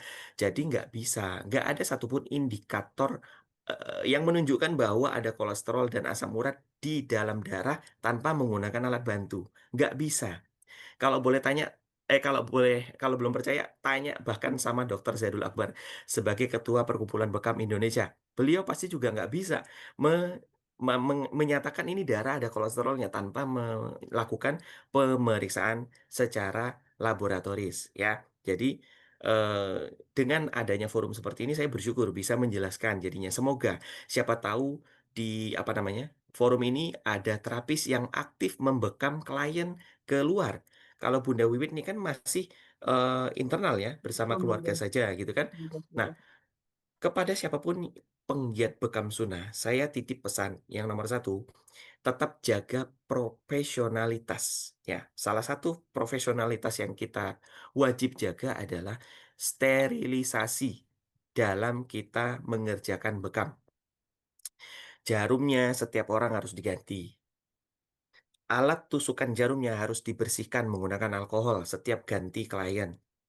Kemudian alat-alatnya harus dicuci menggunakan klorin, kemudian dibilas menggunakan alkohol. Kalau punya alat sterilisator itu lebih baik. Sterilisator harganya variatif mulai dari 800 sampai 3 juta rupiah ada. Dan itu akan menambah apa ya, integritas atau kepercayaan klien Anda ketika main ke klinik Anda atau bukan klinik, ke gerai pengobatan Anda, melihat di ruangan ada alat sterilisator, wah itu klien akan bertambah rasa kepercayaannya, ya. Karena ini benar nih terapisnya berintegritas, terapisnya profesional, nah gitu ya. Lalu kemudian eh, profesional yang bisa kita jaga itu adalah masalah komunikasi. Ya, jadi nggak semua klien ketika dibekam tuh suka diajak ngomong. Jadi pintar-pintar kita melihat, oh ini orang ini suka kalau diajak ngomong, ya udah, berarti kita interaktif. Tapi kalau ketemu klien yang dia lebih memilih, atau kalau ketika kita tanya dia jawabnya satu kalimat, satu kata dua kata, ya udah berarti dia lagi pengen istirahat. Udah, nggak usah dipaksa diajak ngomong. Saya sering ya ketemu terapis yang, waduh ngomongnya nggak berhenti, waduh ini saya pikir nih kapan saya istirahat gitu kan. Ya udah, itu profesional masalah komunikasi. Kemudian profesional masalah ilmu. Teman-teman yang sekarang sudah aktif menjadi terapis bekam atau pengobatan apapun, bahwa masyarakat kita ini masih punya pola pikir yang mungkin agak sedikit tradisional, yaitu apa? Ketika ketemu sama orang yang bisa mengobati, maka dia akan dianggap sebagai orang yang paling tahu tentang kesehatan. Siapa yang ngalamin? Ada yang ngalamin di sini? Jadi, Anda bukan dokter, Anda hanya belajar terapi bekam atau rukyah, tapi klien Anda itu sudah sangat percaya kepada Anda. Jadi dianggapnya bahwa Anda itu adalah seorang pakar kesehatan yang tahu semuanya. Nah, jadi itu nggak salah. Tentu itu bisa dijadikan motivasi buat Anda untuk terus belajar. Ikut pelatihan-pelatihan, ikut pendalaman. Ada webinar seperti ini yang narasumbernya dokter, ikut, ambil ilmunya sebanyak-banyak mungkin. Karena Anda itu dibutuhkan di kampung. Anda dibutuhkan di lingkungan Anda. Nah, Anda boleh menjawab pertanyaan kalau Anda memang paham dan jawabannya mendasar. Jawabannya bisa dipertanggungjawabkan. Termasuk itu yang tadi. Ada spekulasi-spekulasi, oh ini darahnya kental nih Pak. Oh, kayaknya Bapak ini apa ya? Banyak lah penyakit nah gitu kan. Wah nih Pak, nih kopnya ada uapnya nih. Bapak sering bergadang ya. Ini menandakan di badan Bapak banyak anginnya. Nggak bisa gitu Pak, Bu. Nggak boleh. Ya, kita nggak boleh ngomong apa-apa tentang darah yang ada dari klien. Udah keep silent aja udah. Kalau mau kasih edukasi, langsung ke edukasi saran pola hidupnya saja. Nggak usah bawa-bawa tentang kondisi darahnya. Nah, itu pesan yang bisa saya sampaikan. Nah, kemudian menjawab pertanyaan Bunda Wiwit, yang pertama tadi saya udah sampaikan, untuk menentukan apa, eh, yang menentukan keberhasilan bekam bukan dari jumlah darahnya, yang pertama. Yang kedua, bukan dari jumlah kopnya. Jadi bahkan ketika Anda bekam hanya dengan satu kop pun, itu insya Allah sudah bisa memberikan dampak manfaat yang besar. Dan kalau kita runut dari zaman Nabi Muhammad SAW, beliau sekalipun kalau bekam tuh paling hanya satu kop saja, hanya satu titik saja, ya. Dan itu manfaatnya bisa kita lihat. Rasul adalah manusia paling sehat pada saat itu. Rasul adalah manusia paling tegak pada waktu itu, paling hebat pada saat itu, ya, paling pinter pada saat itu. Sampailah dengan sekarang, Rasul adalah manusia yang paling sehat, paling hebat dan paling pinter, ya. Apakah kemudian bekamnya dari atas kepala sampai ujung kaki? Enggak. Kalau mau bekam di punuk ya punuk saja. Mau bekam di kepala ya kepala saja. Gitu loh, ya. Jadi keberhasilan bekam yang pertama bukan dilihat dari jumlah darahnya. Dok, saya udah bekam, darahnya nggak keluar. Sip, nggak apa-apa, bagus. Itu artinya tusukan Anda tidak terlalu dalam. Nah, jadi teman-teman, kalau kita bicara soal jumlah darah, banyak faktor yang menentukan perbedaan jumlah darah setiap klien. Ada klien yang darahnya banyak, ada klien yang darahnya sedikit. Faktor penyebabnya apa, Dok? Yang paling pertama adalah derajat kedalaman tusukan jarum atau sayatan menggunakan bisturinya. Tentu, semakin dalam tusukan atau semakin dalam sayatan, akan semakin banyak melukai pembuluh darah. Maka wajar darah yang keluar banyak. Sebaliknya, darahnya semakin sedikit, maka penyebabnya ada dua kemungkinan. Yang pertama, sayatan atau tusukannya dangkal. Yang kedua, sayatan dan tusukannya sedikit. Masuk akal ya, Bu Wiwit ya? Kalau Hmm. tusukannya cuma sedikit, kan darahnya keluar sedikit. Hmm. Atau sayatan menggunakan bisturinya sedikit, ya darah yang keluar pasti sedikit. Nah, cuman, Dok, pilih mana? Bekam yang banyak darahnya atau yang sedikit darahnya? Kalau saya sebagai orang yang sudah belajar, saya lebih memilih bekam yang darahnya sedikit. Hmm. Walaupun walaupun jumlah darah sedikit itu belum tentu sebagai penentu bekamnya berhasil, tapi paling tidak gini, dengan kita ketika dibekam darahnya banyak itu sudah gagal. Karena bekam itu sejatinya hanya melukai bagian epidermis sampailah bagian dermis sepertiga bagian atasnya saja. Kalau kemudian darah yang keluar dari punggung kita atau di kulit kepala kita banyak, berarti jarumnya atau bisturinya itu melukai sampai ke lapisan dermis bagian dalam. Di situ Hmm. banyak pembuluh darah. Jadi bekam yang sejati itu hanya melukai epidermis sampai sepertiga dermis bagian atas saja. Udah. Dan itu pembuluh darahnya sedikit. Bagi yang mau tahu, pembuluh darah yang ada di bagian dermis kulit kita bagian luar itu namanya arteri perforasi. Eh, arteri perforator. Nah, ini saya tuliskan juga, mungkin agak susah namanya. Nama pembuluh darah yang terletak di kulit bagian luar ialah arteri perforator. Tuh. Dan ini jumlahnya banyak banget. Nah, arteri ini yang bisa mengeluarkan darah kalau bekam kita terlalu dalam. Dan itu berarti bekamnya gagal. Jadi saya lebih memilih bekamnya yang kalau darahnya sedikit. Karena bisa jadi terapisnya sudah betul. Dalam melakukan penusukan dan penyayatan hanya bagian luarnya saja. Karena esensi kebaikan bekam itu bukan pada mengeluarkan darah. Mengeluarkan darah pada bekam itu adalah nomor urutnya kedua. Nomor urut satu apa? Melukai. Karena dengan melukai, menurut penelitiannya, dengan jarum atau bisturi mengenai luka, mengenai kulit kita, saraf yang bisa mengaktifkan atau yang bisa menerima rasa nyeri, dia aktif dan merangsang otak kita memproduksi hormon yang namanya salah satunya adalah endorfin. Ketika hormon endorfin di dalam otak kita diproduksi akibat rangsangan nyeri di area kulit yang dibekam, hormon endorfin punya banyak manfaat. Tapi yang paling perlu teman-teman ingat itu ada dua. Hormon hormon endorfin ialah hormon yang membuat kita bahagia. Itu nomor satu. Jadi bagi yang pengen bahagia, boleh diikhtiarkan dengan bekam sunnah. Sebulan sekali setiap tanggal sunnah, boleh. Kemudian, manfaat endorfin yang kedua ialah menenangkan jantung dan pembuluh darah. Jadi buat Anda yang punya tekanan darah tinggi, boleh nih ikhtiar dengan pengobatan bekam sunnah. Tapi teman-teman ya, saya berbicara mewakili apa ya, atau berbicara kepada teman-teman yang sebagai klien, pesan saya adalah pilihlah terapis yang profesional. Profesional tuh bukan berarti jam terbangnya tinggi atau sebagai terapis yang senior, nggak cuman itu. Walaupun eh, itu juga nggak apa itu bukan poin pentingnya, tapi poin pentingnya adalah terapis ini pernah belajar secara resmi. ada sertifikatnya, ada izinnya sebagai terapis yang apa taat bernegara gitu ya istilahnya ya. Ada izin dari dinas kesehatan atau dinas terkait lah di tempat itu ya.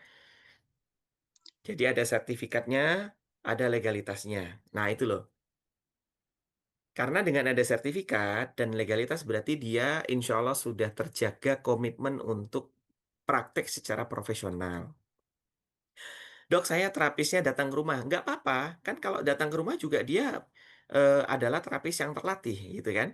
Ya, jadi pastikan terapis Anda punya sertifikat resmi dari lembaganya. Ya, kalau saya sih menyarankan ya ada Perkumpulan Bekam Indonesia, itu PBI yang diakui oleh negara. Ketuanya Dr. Zaidul Akbar. Lalu kemudian yang kedua ada legalitasnya dari dinas kesehatan atau dinas terkait. Ya, nah itu pertanyaan Bunda Wiwit yang pertama. Gak apa-apa Bunda kalau memang pada saat itu darahnya hanya sedikit, bisa jadi bekamnya tetap berhasil. Dan saran saya, jangan sampai malahan kalau mau bekam darahnya kebanyakan, karena itu bisa jadi gagal karena tusukannya atau sayatannya terlalu dalam. Yang kita sayat hanya bagian luarnya saja, tipis aja. Makanya kalau pakai jarum, lancingnya itu miring aja, miring. Ada contoh nggak ya? Jadi kita megang lancingnya tuh bukan gini, bukan tegak lurus terhadap kulitnya klien ya, tapi miring. Gini, jadi jarumnya tuh hanya kena bagian ujungnya saja. Nah, kalau teman-teman begini, berarti semua bagian jarum kena, masuk ke dalam kulit. Nah, itu makanya darahnya pasti lebih banyak bisa jadi. Kemudian faktor lain yang bisa menyebabkan banyak atau sedikitnya jumlah darah yang keluar tuh ya, ketika contoh Anda bekam langsung habis makan. Misal nih, makan, terus langsung dibekam. Darah pada saat itu fokusnya ke perut.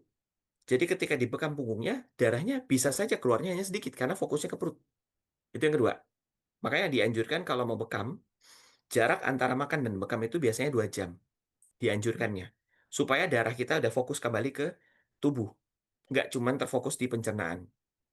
Kemudian, faktor yang selanjutnya bisa mempengaruhi jumlah darah yang keluar ialah faktor keberanian dan ketakutan kita terhadap bekam. Ya, jadi ada orang juga loh yang takut dibekam karena takut sakit, kena jarum, kena bisturinya. Jadi ketika dia mau ditusuk, dia dalam kondisi panik. Bisa jadi darahnya jadinya banyak, atau bisa jadi darahnya sedikit. Walaupun terapisnya udah betul, tusuknya miring. Nah, tapi karena ada faktor kliennya yang dia sedang cemas, sedang panik, atau dia sedang marah, wah, denyut jantung kan meningkat tuh. Jadi darahnya yang terpompa jadinya lebih besar. Kemudian faktor yang selanjutnya ialah adanya perbedaan tekanan darah setiap orang. Orang-orang yang tekanan darah tinggi biasanya cenderung darah yang keluar banyak. Walaupun kita tusukannya miring. Maksudnya miring itu adalah tusukannya hanya bagian tepis. Bagian tepinya saja. Cuman karena memang dia pada saat itu tekanan darahnya tinggi, darah yang keluar bisa banyak. Makanya teman-teman, sebagai terapis yang bertanggung jawab, atau sebagai klien, kalau mau bekam, wajib diukur tekanan darahnya dulu. Ada batasan tekanan darah yang sebaiknya tidak dibekam atau ditunda. Bekamnya ialah kalau sistoliknya di atas 190 mm air raksa atau mmHg. Dan diastolnya di atas 110 mmHg. Jadi kalau tekanan darah Anda di atas itu, sebaiknya ditunda dulu. Jangan dibekam. Kalau minimalnya, sistoliknya minimal 100. Diastoliknya minimal 60. Jadi kalau di bawah itu, sebaiknya ditunda dulu. Karena takutnya Anda kolaps, pingsan. Karena darahnya semakin banyak yang keluar dan tekanan darahnya semakin turun. Nah, dalam ya, mempelajari tentang bekam dan tentu tidak bisa dijawab secara lengkap di sini. Nanti bisa lama selesainya. Kemudian, pertanyaan Bunda Wiwit yang kedua tentang anaknya yang menderita demam dan kemudian muncul ruam di tangan dan kaki. Ada beberapa kemungkinan penyakit ya, Bun. Cuman kalau kebetulan ini anak kecil dan disertai dengan demam, cuman saya tadi belum nanya, apakah di area mulut atau di wajahnya ada juga ruam?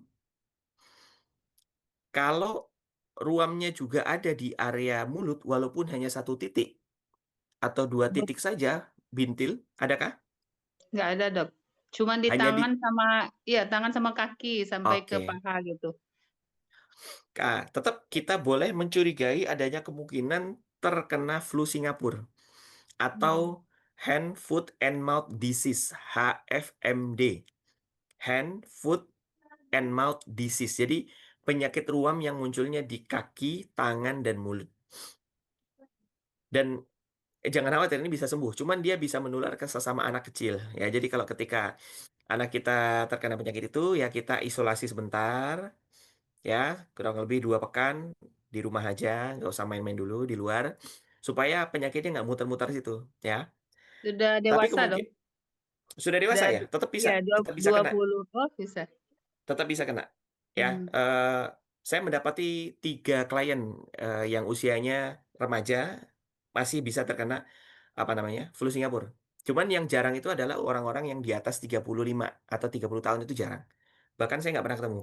Kalau masih di bawah 30, saya ketemu 3 orang. Salah satunya adalah rekan sejawat saya dokter. Dia habis merawat orang lain juga yang terkena flu Singapura. Dan kemudian dia yang kena. Terus kemudian ada kemungkinan penyebab lain karena anaknya Bunda Wiwit kan nggak muncul di mulut ya, hanya di tangan dan kaki ya. Maka bisa jadi ini adalah dermatitis iritan atau dermatitis alergi terhadap sesuatu. Contohnya misalnya ada aktivitas yang kemudian mengenai tangan dan kaki, misalnya berupa bubuk atau berupa cairan. Kemudian tubuhnya ter, apa, termasuk tubuh yang sensitif, muncullah kemudian reaksi alergi atau reaksi berlebihan di tangan dan kaki. Jadi insya Allah sih ya, penyakit apapun ini insya Allah tidak berbahaya. Maka fokusnya Bunda Wiwit, fokusnya adalah bagaimana cara menjaga stabilitas imunitasnya si anak. Insya Allah dengan imunitasnya terjaga, penyakit apapun akan pergi. Insya Allah ya, atas izin Allah. Cara paling mudah untuk menjaga stabilitas imunitas adalah dengan menghentikan gula pasir. Karena kalau kita masih konsumsi gula pasir ya imunitas kita akan naik turun. Gula pasir. Ya. Karena gula pasir itu bisa menurunkan atau bahkan meningkatkan imunitas. Ya kalau imunitas kita terlalu tinggi juga nggak bagus. Yaitu tadi reaksi berlebihan jadinya ya. Gatal-gatal, bentol-bentol, sering demam ya.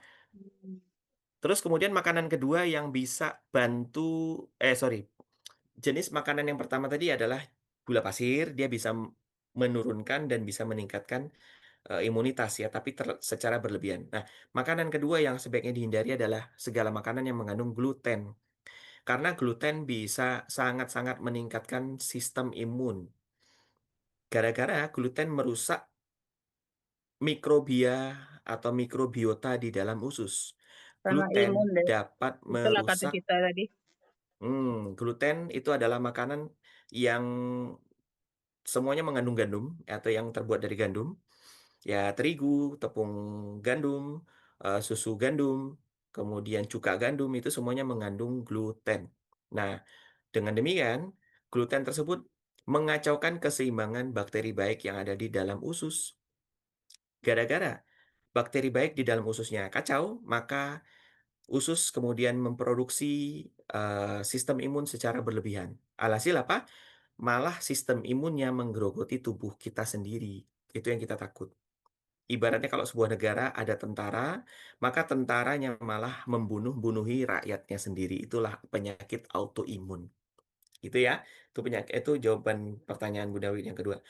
Jawabannya pertanyaan yang ketiga tadi kok saya lupa. Ini nih kacau nih. Gula dok, gula dok, terkait gula dok, penyajian Terkait gula gula. untuk Nah, tamu. Bunda Ya, Wiwit udah pernah nyoba pakai stevia belum? Kalau sudah pernah coba, pasti akan paham bahwa nggak ada bedanya. Manis yang ditimbulkan dari gula pasir sama manis yang ditimbulkan dari stevia. Nah, jadi kalau Anda misalnya kebetulan Anda buka warung atau buka kafe, orang-orang mau beli kopi, beli teh, maka sajikan menggunakan stevia. 1 gelas isinya 200 cc air ya, maka itu dosis tetesannya 2 sampai 3 tetes stevianya.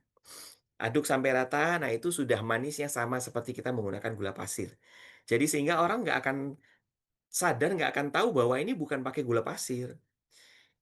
Gitu. Ya, ini bisa jadi eh, saran solusi dari saya. Kalau misalkan Bunda Wiwit peduli dengan lingkungan sekitar ya. Stevia bukan nama merek. Stevia itu adalah nama pemanisnya. Ya, mereknya banyak. Di toko oren bisa teman-teman pilih merek apapun. Demikian ya. bisa menjawab 3 pertanyaan Bunda Wit. Masya Allah. Siap. Masya Allah, tabarakallah, dokter. Oh ya, satu orang juga nih, udah dahsyat banget ya. Makanya Bunda Bangga Kak, kita batasi ya pertanyaannya satu orang satu deh cukup ya.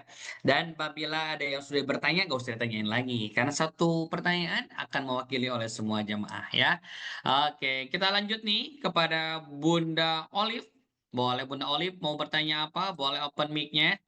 Kita batasi ya, cukup satu ya, biar semuanya kebagian nih. Masya Allah. Mangga Bunda. Terima kasih. Assalamualaikum warahmatullahi wabarakatuh, Ustadz. Waalaikumsalam. Wabarakatuh. Siap, Bunda. Dokter, yang saya tanyakan, 1 bulan yang lalu saya itu cek lab ya, karena Hmm, badan saya pegel-pegel, persendian, terus juga kaki, lutut saya sebelah kiri itu sempat bengkak ya dokter. Setelah saya cek hmm, lab, hasilnya ya, gula darah itu 76, terus bagus. apa namanya, kolesterol itu yang semula 255 menjadi 157 dan asam uratnya itu 5,4 begitu. Namun apa namanya, persendian saya masih terasa sakit dan juga punggung saya bagian apa ya, kiri kanan itu seperti rasanya itu apa ya, kalau orang Banyuwangi Grenyem. itu besem gitu, apa besem itu apa ya? Ya itu, Grenyem bukan? Atau apa ya? penat? Ya, gitu aja ya. Kemudian, Yang kan dengan hasil lab yang seperti ini yang Ya, dikatakanlah normal begitu. Namun saya masih merasakan persendian sakit begitu. belum tentu. Persendian Belum tentu berlutut normal. normal, Belum ya. tentu. Nanti saya ini Ya, bantu hitungin. ya. Eh, berat badan saya 46 dan usia saya Usia berapa? 45. Oh, 45. Masih haid Ya, ya? eh, sudah agak mengurangi ke dokter. Berkurang tuh maksudnya apa? Frekuensinya udah mulai jauh. Frekuensinya yang semula itu 1 bulan Mm-mm. itu 8 hari, sekarang 3 hari udah kelar. Oke. Karena memang usia 45 itu termasuk usia yang pre-menopause ya, sudah masuk ke masa menopause. Jadi hormon estrogen pasti sudah mulai sedikit demi sedikit turun nih kadar hormon estrogen di dalam darahnya Bunda ya, Bunda Olive ya. Jadi gini, pertama saya mau nanggapin hasil laboratoriumnya dulu. Ya. Yang pertama itu kan kadar glukosa darahnya atau gula darahnya 70-an ya, 76 tadi ya. Berarti Bunda melakukan pemeriksaan gula darahnya puasa ya? Ya, puasa. Oke. Kalau gula darah yang dilakukan dengan metode puasa itu maka hasilnya itu bagus. Bagus banget ya, keren ya.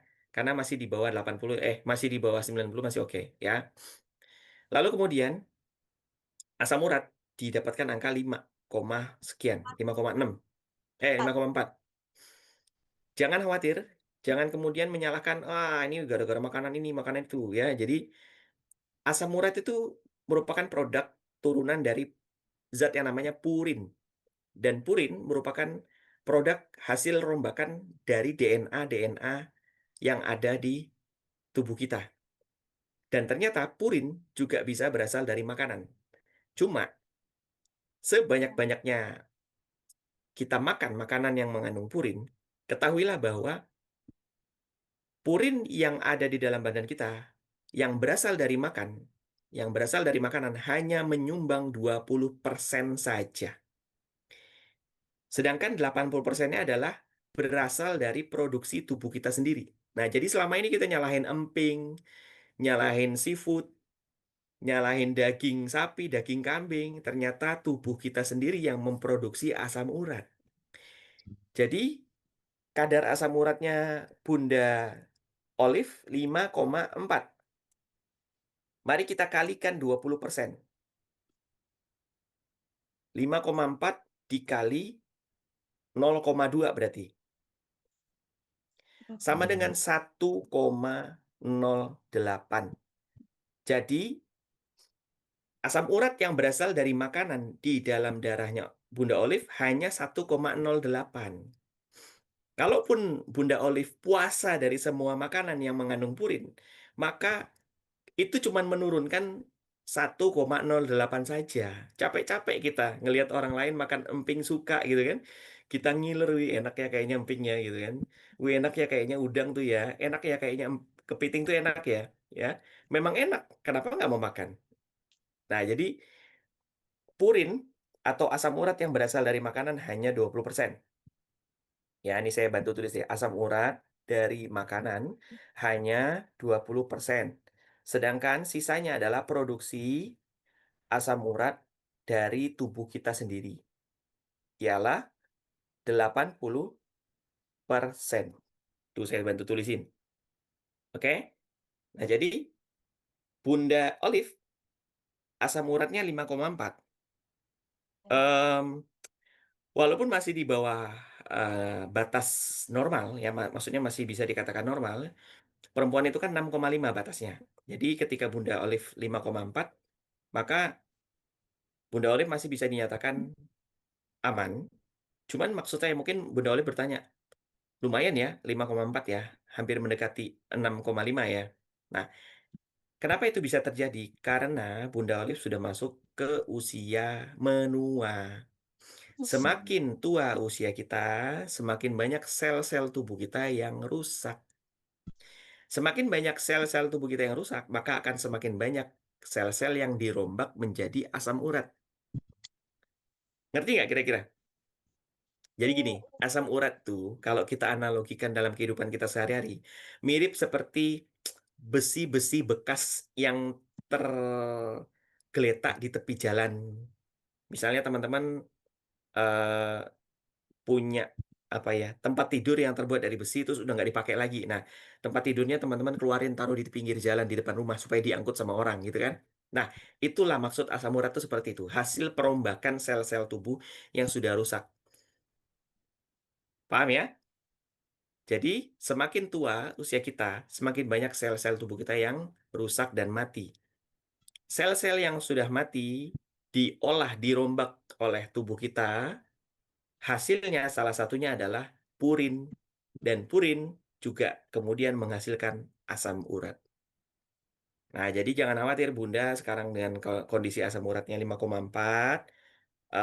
Itu memang karena kodratnya yang sudah masuk di usia 45 tahun.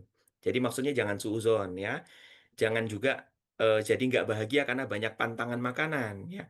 Kalau bagi saya itu pantang makanan terhadap yang haram saja dan terhadap makanan yang tidak fresh, nah gitu loh ya. Jadi selama makanannya halal dan makanannya fresh silakan Anda makan gitu kan. Terus kemudian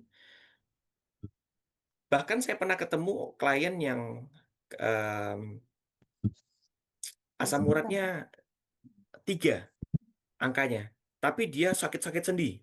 Ada. Karena yang menentukan kesehatan kita terhadap asam urat itu adalah ginjal. Jadi selama ginjal kita sehat, maka asam urat berlebih akan dibuang. Dia tidak akan menumpuk di sendi. Dan sendi-sendi yang menjadi langganan, tempat penumpukan asam urat adalah sendi-sendi kecil, bukan sendi besar. Sendi besar tuh ya lutut, siku, pergelangan tangan, pergelangan kaki, yaitu sendi besar. Kalau sendi kecil itu adalah di jari-jari. Makanya asam urat seringnya bikin jempol bengkak. Iya. Jadi kalau lutut sakit itu bukan asam urat. Karena asam urat tuh ukurannya kecil. Dia pasti akan, sorry, iya, asam urat tuh hanya bisa nyangkut nyangkut di area sendi-sendi yang kecil-kecil. Iya, betul, Cara Dok. supaya, ah, di tangan ya berarti ya. Iya, tangan juga. Nah, itu bisa jadi ada kemungkinan. Cuman tetap kita cari penyebab-penyebab yang lain. Nah, itu asam urat. Kemudian kan kolesterolnya Bunda Olive tadi 150, 157 ya. 157. Bunda Ya. periksa kolesterol lengkap atau enggak? Cuman itu saja, nggak sama yang Berarti apa yang hanya periksa pakai ujung jari aja ya, stick itu ya. ambil itu di Oh, diambil di sini, lengan. puisi ya, puasa ya. Oh, itu udah bagus. Sayangnya Bunda nggak melengkapi pemeriksaan sampai lengkap ya kolesterolnya ya. Nah, jadi gini Bun, pemeriksaan kolesterol yang bagus itu kalau lengkap, yaitu apa? Kolesterol total, HDL, LDL, dan trigliserida. Jadi kalau mau periksa kolesterol, sebaiknya secara lengkap. Ada totalnya, ada HDL-nya, LDL, dan trigliserida. Karena dari profil lipidnya ini dengan kolesterol yang lengkap ini, kita bisa mengukur apakah kolesterolnya Bunda Olive ini aman atau tidak. Karena pernyataannya begini, Bun. Belum tentu kolesterol tinggi itu buruk. Sebaliknya, belum tentu kolesterol rendah itu baik. Kenapa? Karena nanti kita ngukurnya berdasarkan rasio perbandingan antara kolesterol total dibanding dengan HDL.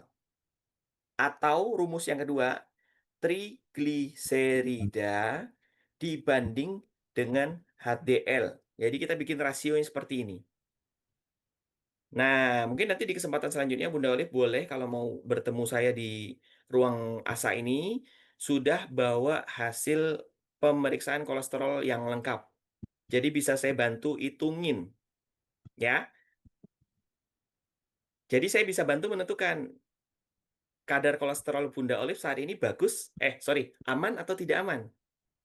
Jadi kalau versi saya tidak mengatakan kolesterol itu rendah atau tinggi, saya menyatakan aman atau tidak aman. Bahkan kalau ketika kita mendapati kolesterol kita tinggi pun, masih bisa dinyatakan aman, karena kita ngitungnya menggunakan rasio. Nah, ini jarang dibahas. Saya ikut pelatihan atau ikut pembelajaran ini sampai jutaan saya bayarnya ke dokter spesialis ya. Dan itu saya baru dapetin, oh ternyata begitu. Selama ini kan kita kalau udah kolesterol di atas 200, tinggi itu Pak, wah bahaya. Wah ternyata belum tentu, karena kita harus ngitung pakai rasio. Rasionya perbandingan antara yang ini, yang saya tulis tuh, dibandingin dengan HDL. Dan kolesterol Bunda Olive sekarang 157, itu juga belum tentu aman. Karena harus dilengkapi dengan HDL-nya. Ya, gitu loh maksudnya ya. Tapi monggo nanti ada jumpa lagi di ruang ASA selanjutnya. Nah, coba deh malamnya periksa ke laboratorium. Udah puasa, nah periksa kolesterolnya lengkap. Gitu. Nah, ini ada dari Bundo, Dr. Darmaneli ya. Makanlah makanan yang halal dan toyib. Yes, Masya Allah. Bundo punya gangguan lambung. Makan cabai terutama lawit, walaupun halal, tapi di lambung nggak lagi toyib. Betul. Jos. Jadi upayakan untuk dihindari. Ya, betul ya. Segala yang baik kalau berlebihan juga pasti nggak akan baik juga untuk tubuh kita. Gitu. Demikian Bunda Olive, nanti kita jumpa lagi. Kita bisa bantu hitungin ya. Dilengkapi nanti pemeriksaannya. Oke, monggo. Oke, siap. Masya Allah, luar biasa nih ya, ya Bunda Banggakan nih. Dua penanya saja sudah luar biasa nih ya. Masya Allah. Banyak banget ilmu yang bisa kita dapatkan nih dari berbagai pengalaman yang Alhamdulillah. disampaikan oleh teman-teman kita. Berikutnya, Bunda Zohan. Oh, Masya Allah, nih sudah Bunda siap Johan dari ya. tadi ya. Ingin bertanya. Boleh Bunda, open mic-nya. Silakan Bunda. Assalamualaikum warahmatullahi wabarakatuh. Kak Abdul, Waalaikumsalam warahmatullahi wabarakatuh. Waalaikumsalam warahmatullahi wabarakatuh. sehat selalu, semakin manfaat ilmunya. Eh, Amin, amin ya rabbal alamin. saya cuma mau tanya, makanan dan minuman apakah yang dianjurkan untuk pasien pasca operasi batu empedu? Itu aja, Ya. mohon penjelasannya. Terima kasih. Assalamualaikum. Waalaikumsalam warahmatullahi wabarakatuh. Tergantung Bunda, operasi batu empedunya apakah hanya mengangkat batunya saja atau sekaligus mengangkat kantongnya juga. Nah, kira-kira yang Bunda alami atau yang Bunda saksikan yang mana? Hanya diambil batunya saja atau diangkat? Oh, diangkat kantong empedunya diangkat juga ya. Berarti apa? Ini Bunda yang ngalamin? Bunda Johan? Oh, bukan. Oke. Berarti orang tersebut saat ini sudah tidak punya kantong empedu lagi. Empedu yang dihasilkan oleh liver langsung dikeluarkan dari liver menuju ke usus, tidak ditampung dulu. Tidak ditampung lagi karena penampungannya sudah diambil. Wah, jahat juga ya dok ya, dokter yang ngambil loh, nggak gitu. Ini berdasarkan indikasi. Pada saat itu sepertinya batunya terlalu banyak dan sudah lengket menempel ke bagian kantongnya. Kantongnya sudah rusak, jadi diambil. Bisa jadi seperti itu ya. Maka sebelum saya menganjurkan makanan yang dikonsumsi, saya nomor satunya adalah menganjurkan untuk menghindari jenis makanan ini. Yaitu adalah makanan yang mengandung omega 6, terutama omega 6 yang berlebihan. Omega 6 itu biasanya terdapat banyak di makanan yang mengandung lemak trans. Lemak itu ada 3. Nah, siapa yang mau bantu catetin biar mengalir pahala jariah? Lemak itu ada 3, yaitu yang pertama lemak jenuh, kemudian yang kedua lemak tak jenuh. Mana yang dibutuhkan oleh tubuh? Nah, ternyata yang dibutuhkan oleh tubuh adalah lemak jenuh dan lemak tak jenuh. Ya, saya tulis juga dibutuhkan. Sedangkan yang lemak ketiga namanya adalah lemak trans. Dan ini tidak dibutuhkan. Sayangnya, lemak trans akan selalu hadir dalam setiap makanan yang digoreng. Ya, intinya gorengan lah. Terutama gorengnya menggunakan minyak kelapa sawit. Karena minyak kelapa sawit sendiri punya kandungan omega 6 yang cukup tinggi. Sehingga omega 6-nya akan pindah ke dalam makanannya. Kemudian ketika kita makan, lemak trans tersebut masuk ke dalam perut, maka membutuhkan bantuan cairan empedu yang cukup banyak untuk mencernanya. Jadi pokoknya semua lemak yang ada di dalam makanan dicerna menggunakan bantuan cairan empedu. Sayangnya, ketika makanan yang masuk ke dalam badan banyak mengandung lemak transnya, maka liver bekerja keras memproduksi cairan asam empedu. Gara-gara itulah orang-orang menderita batu cairan empedu atau batu empedu. Bisa jadi riwayat hidupnya terlalu banyak makan gorengan atau makan makanan yang serba digoreng. Sehingga livernya bekerja keras, empedunya yang diproduksi lebih kental daripada biasanya. Gara-gara empedunya yang diproduksi lebih mengental, maka dia cepat mengendap di dalam kantong empedu, jadilah batu. Nah, maka sekarang walaupun sudah operasi batu empedu, cuman sekarang kan dia tidak punya kantong penampungan empedu lagi. Maka sebaiknya hindari makanan yang mengandung lemak trans. Bahkan kalau bisa bukan dihindari, dihentikan. Itu ya, lemak trans. Gorengan atau makanan yang digoreng menggunakan minyak kelapa sawit. Kemudian yang kedua yang sebaiknya dihindari adalah makanan yang bermicin. Karena garam dan micin itu dicernanya memang menggunakan bantuan empedu. Paham ya sampai sini ya? Bantuan empedu untuk mencerna garam dan micin yang ada di dalam makanan kita. Nah, jadi 2 hal atau 2 jenis makanan itu yang sebaiknya dihindari, dikurangi, atau dihentikan. Tenang, masih ada micin lain yang sehat, yaitu micin alami yang berasal dari jamur. Jadi micin itu ada 2, micin alami dan micin buatan. Micin buatan ya banyak kita temui ya, merek-merek apapun banyak. Dan micin alami adalah micin yang terdapat di dalam jamur. Tapi bukan kaldu jamur, bukan. Bukan kaldu jamur kemasan. Maksudnya adalah kaldu jamur yang benar-benar Anda bikin sendiri. Direbus sendiri. Nah, itu keluar micin alaminya tuh. Ada rasa-rasa asin sedikit. Dan itu sehat. Tapi tenang teman-teman, garam itu tetap menjadi kebutuhan tubuh kita. Cuman sayangnya kita kalau makan garam tuh sukanya kalap. Ketagihan soalnya enak asinnya. Mengundang nafsu makan jadinya. Nah, tapi tentu ada batasannya ya. 1000 gram, 1000 gram. 1000 miligram per hari itu idealnya ya. 1 gram per hari maksimal itu masih cukup lah, masih bagus lah untuk tubuh kita ya. Kemudian makanan atau minuman yang dianjurkan, teman-teman, ya ini termasuk untuk yang sudah operasi pengangkatan kantung empedu. Saya anjurkan makanan yang terdapat di bawah tanah, alias makanan-makanan yang jenisnya umbi-umbian itu yang bagus untuk untuk orang-orang yang sudah diangkat kantong empedunya. Jadi tubuh kita tidak bekerja keras dalam memproduksi cairan empedu. Konsumsi aneka makanan yang berasal dari bawah tanah. Ubi, singkong, ubi jalar, ubi ungu, wortel, kentang ya, itu ya. Kalau bisa direbus atau dikukus ya. Kemudian yang kedua, boleh sesekali minum air rebusan daun tempuyung. Nah, catat tuh. Kalau nggak ketemu daun tempuyung, boleh diganti dengan daun kumis kucing. Direbus, diminum, mungkin satu harinya bisa 2 gelas. Tujuannya adalah untuk mencegah pembentukan batu yang baru. Jadi, walaupun dia sudah operasi pengangkatan batu empedu, tetap ada kemungkinan bisa muncul batu yang baru, karena orang yang punya batu empedu berarti menandakan cairan empedunya lebih kental daripada orang biasanya. Demikian bisa dipahami ya, Bunda? Monggo, Kang Abdul.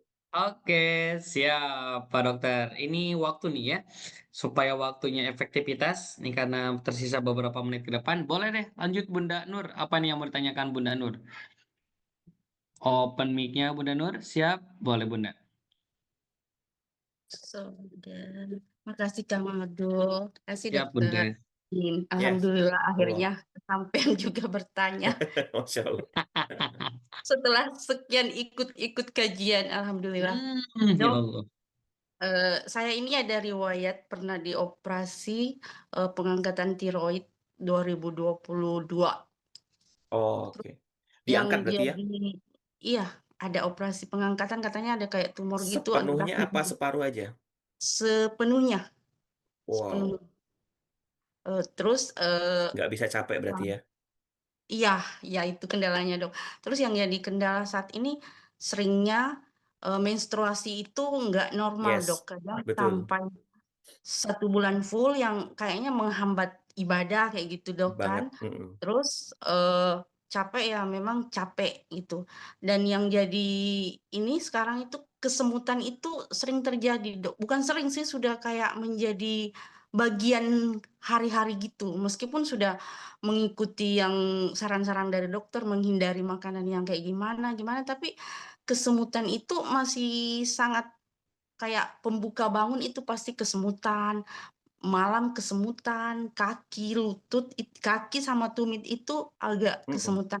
Apakah itu terjadi karena pengaruh hormon atau gimana, Dok? Karena Ya, kemarin sempat diponis juga saat ada kayak haid yang tidak teratur itu katanya ada betul. penebalan dinding rahim kayak gitu, Dok. Ya, Jadi, oke. jadi solusinya mohon, Dok, Solusinya. mau jadi asbab kebaikan. Siap.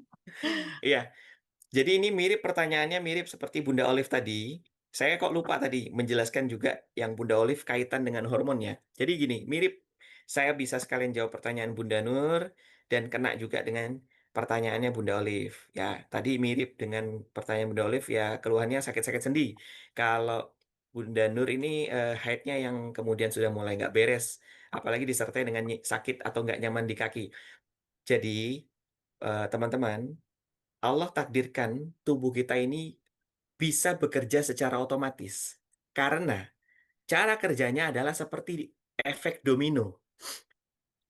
Pernah lihat domino yang kartu-kartu baris banyak, kemudian yang belakang kita tumbangin, maka kartu yang belakang akan menumbangkan kartu yang selanjutnya.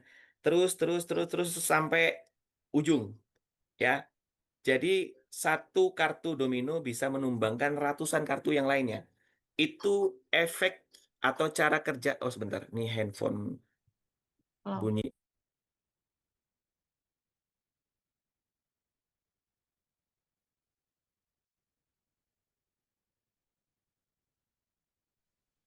Insya Allah. Sebentar ya, Ibu Bapak ya.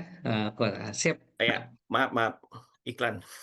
Jadi itu yang juga terjadi di tubuh kita. Maha hebatnya Allah. Allah itu tidak perlu ngurusin tubuh kita satu-satu. Karena Allah sudah nitipin sistem yang otomatis di dalam badan kita. Satu kartu, ketika dia tumbang, dia akan menumbangkan kartu-kartu yang lain. Jadi cukup kita tumbangkan satu saja. Nah, itu yang terjadi di tubuh kita.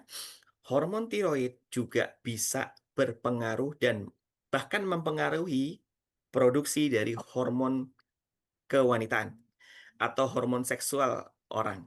Ya kalau wanita kan hormon seksualnya estrogen dan progesteron. Kalau yang pria adalah hormonnya namanya hormon testosteron. Nah, ketika kita mengalami gangguan tiroid, apakah meningkat kadar tiroidnya atau menurun? Atau ketika kelenjarnya diangkat, berarti kadar tiroid kita turun drastis, ambles. Sehingga dominonya tidak berjalan. Ketika tadi tiroid menumbangkan domino selanjutnya yaitu apa? Hormon seksual, maka ketika domino sebelumnya hormon seksual tidak ada, maka hormon seksualnya pun akan juga berpengaruh, produksinya akan naik atau turun. Tidak ada keseimbangan lagi. Dan seringnya orang-orang yang sudah diangkat sudah diangkat kelenjar tiroidnya, seringnya orang tersebut juga turut mengalami penurunan kadar hormon estrogennya. Ya, maka kemudian muncullah kondisi-kondisi haid yang tidak normal. Haidnya yang terlalu pendek, haidnya yang terlalu panjang, atau mengalami penebalan rahim. Nah, berarti kalau kondisinya Bunda Nur ini, saya bisa memperkirakan justru hormon estrogennya Bunda Nur malah meningkat. Meningkat dalam artian tidak terkontrol. Produksinya tinggi, tinggi, tinggi, tinggi gitu ya. Alhasil apa? Dinding rahim menebal. Lalu kemudian haidnya lama, darahnya banyak. Nah, ini ciri-ciri orang yang kalau hormon estrogennya meningkat. Meningkatnya ya karena ada suatu faktor. Bisa karena makanan, bisa karena tiroid tadi. Ya, terus kemudian muncul juga keluhan nyeri-nyeri sendi. Nah, kenapa? Karena hormon estrogen itu, kalau saya katakan, dia itu hormon dewa sebenarnya. Hormon dewanya wanita. Karena hampir separuh kebutuhan dan keperluan tubuhnya wanita itu diatur oleh hormon estrogen. Maka orang-orang yang sudah masuk masa menopause, mulai tuh emosinya labil, naik turun, ya gampang marah, gampang sedih, gampang ketawa, gampang marah, gampang ngambek gitu kan. Terus kemudian mengalami osteoporosis atau pengeroposan tulang. Nah, itu orang-orang yang kalau hormon estrogennya sudah menipis. Terus tekanan darah biasanya mulai naik. Karena ternyata setelah diteliti, hormon estrogen salah satu fungsinya adalah menstabilkan tekanan darah. Ternyata. Nah, jadi ketika wanita sudah masuk masa menopause atau yang diangkat tiroidnya, maka hormon estrogennya bisa turun, nah tekanan darah mulai naik. Dan ingat, sistem kerja tubuh kita adalah seperti jungkat-jungkit. Ketika ada yang turun, maka ada yang naik. Nah, seperti contoh tadi tuh. Hormon estrogen turun, tekanan darah naik. Set, gitu kan. Jadi kayak jungkat-jungkit gitu. Ganti-gantian naiknya. Nah, maka yang sekarang bisa menjadi solusi Bunda saat ini ya, nomor satu yang kalau boleh saya anjurkan, lakukan dengan bijaksana dan bertanggung jawab ialah dengan terapi bekam sunnah. Tapi cari terapis yang memang profesional ya, cari terapis yang memang udah terlatih, ada terlatih secara sertifikasi resmi gitu ya. Lakukan sebulan sekali terutama di tanggal sunnah. Nah, tadi ada yang bertanya, tanggal sunnah itu di tanggal berapa? Yaitu di tanggal 17, 19 dan 21 setiap bulan Hijriyah. Tuh. Cuman kalau bulan ini, bulan berapa ya? Saya belum ngecek. Bulan ini tanggal berapa? Saya belum ngecek. Mungkin barangkali ada teman-teman yang bisa bantu cek. Tanggal 17, 19, dan 21 jatuh di tanggal Masehinya tanggal berapa? Saya belum ngecek. Mohon maaf. Nah, kalau ada yang udah ngecek di internet, nanti tolong tuliskan di kolom chat ya. Nah, jadi Bunda yang nomor satu yang Bunda Nur bisa lakukan adalah terapi bekam sunnah setiap bulan sekali. Kemudian yang kedua Bunda, yang bisa dilakukan saat ini untuk menyeimbangkan kekurangan pada saat ini ialah dengan minum rebusan jahe. Boleh ditambah serai dan lengkuas dan kayu manis. Kalau Bunda saya lihat saat ini, sepertinya Bunda tipe-tipe eh tipe dingin ya. Kalau belajar holistik itu ada tipe panas, tipe dingin. Kalau saya lihat Bunda ini saat ini sepertinya tipe dingin karena sudah lama sakitnya, maka boleh larutannya itu jahe ditambah lengkuas sama ditambah eh, sebentar. Kalau kayu manis itu sifatnya mendinginkan. Serai sifatnya mendinginkan. Jahe, lengkuas sama cengkeh. Jadi tiga tiga jenis tadi itu sifatnya panas. Jadi cocok untuk tubuh Bunda Nur yang sekarang sifatnya dingin. Dingin ketemu panas sama dengan netral. Gitu maksudnya. Oke? Syukran Ustaz. Afwan ya, gitu ya. Bunda Nur sehat selalu, semangat selalu Amin. menjalani kehidupannya ya. Jangan pernah menyerah walaupun ada yang kurang di lehernya. tetap jaga kesehatan dan jangan capek-capek karena hormon tiroid itu adalah salah satu hormon yang bisa membantu produksi energi. Cuman sayangnya Hmm. Bunda qadarullah sudah diangkat, jadi salah satu organ yang memproduksi energi Bunda ada yang berkurang. Tapi tenang, Bunda masih punya ginjal, masih punya limpa dan masih punya jantung. Nah, 3 organ ini juga sebagai organ yang memproduksi energi. Oke, Kasih dok. nah ini ada yang nulis tanggal sunah bekam di bulan September ini adalah tanggal 10, 12, dan 14. Nah, monggo. Pilih salah satu, bukan tiga-tiganya. Pilih salah satu yang pengen Anda kerjakan bekam sunnah. Insya Allah dapat pahala sunnahnya. Dicintai oleh baginda Nabi Muhammad SAW. Dan insya Allah nanti kita mendapatkan syafaat dari beliau di hari akhir nanti. Amin, amin ya rabbal alamin. Amin ya rabbal alamin. Masya Allah, tabarakallah. Gurunda kami tercinta, Dr. Gustavianza. Namun qadarullah nih dok, waktu juga ya yang membatasi pertemuan kita pada kesempatan pagi hari ini. Oh gitu, ya. Informasinya gitu dok.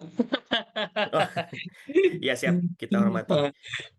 Oke. Mungkin dok, sebagai closing statement dulu dok, untuk pertemuan kita pada kesempatan Oh pagi ya. hari ini, kami persilakan Ini kembali kepada minta dokter. maaf kepada Mbak Aryani, Mbak Sri Rohaya, Mbak Pera ya. Nanti kesempatan yang selanjutnya saya prioritaskan 3 penanya Hmm. ini ya.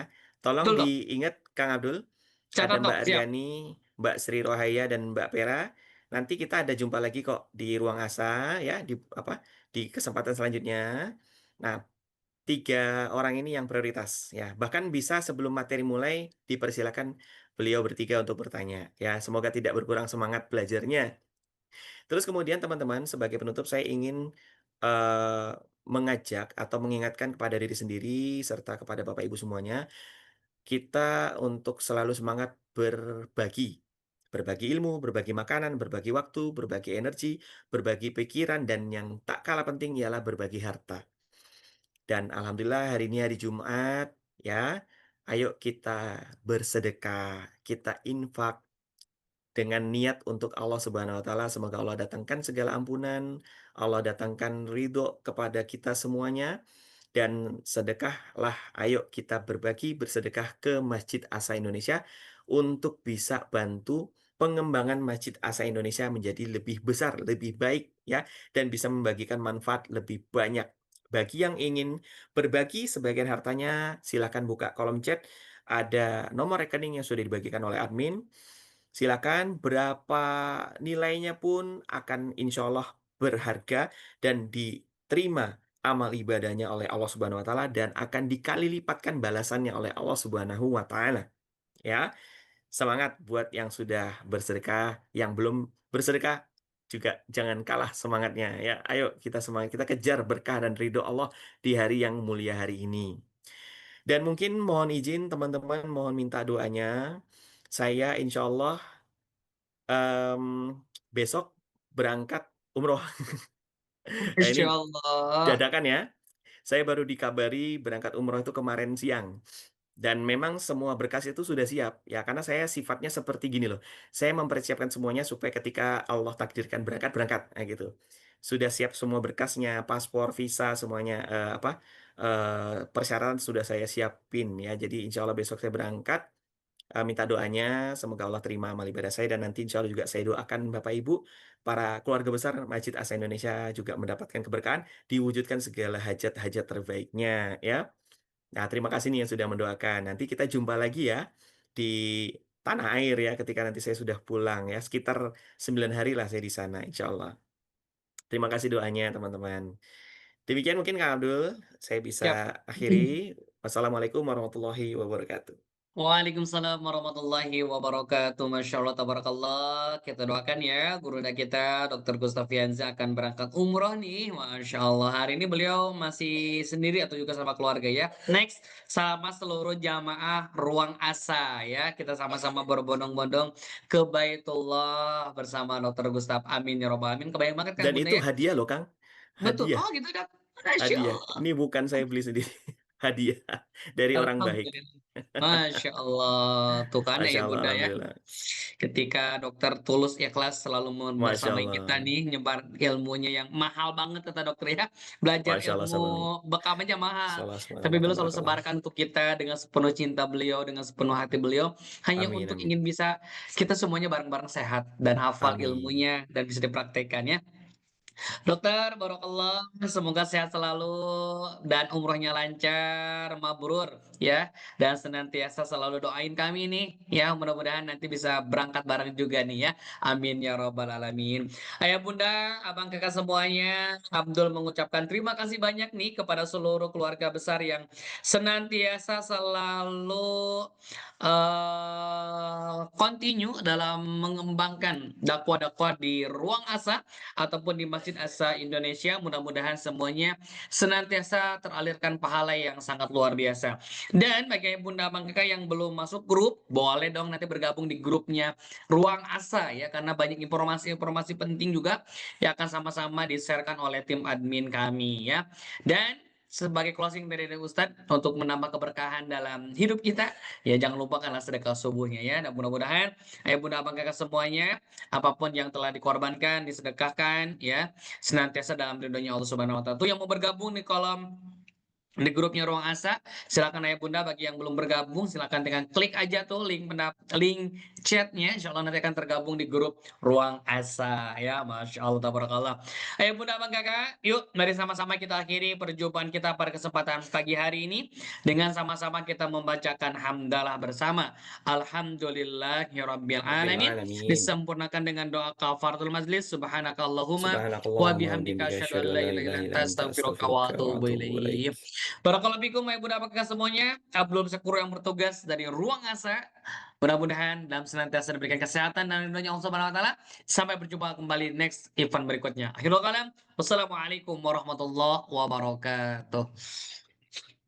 Waalaikumsalam Nuh, warahmatullahi wabarakatuh. Terima kasih Bapak nuh, Ibu ya. dokter, masya Nuhun Allah. Kang Abdul. Terima kasih panitia yang Siap. bertugas semuanya. Sehat semuanya, berkah semuanya. Sampai jumpa lagi. Assalamualaikum warahmatullahi wabarakatuh.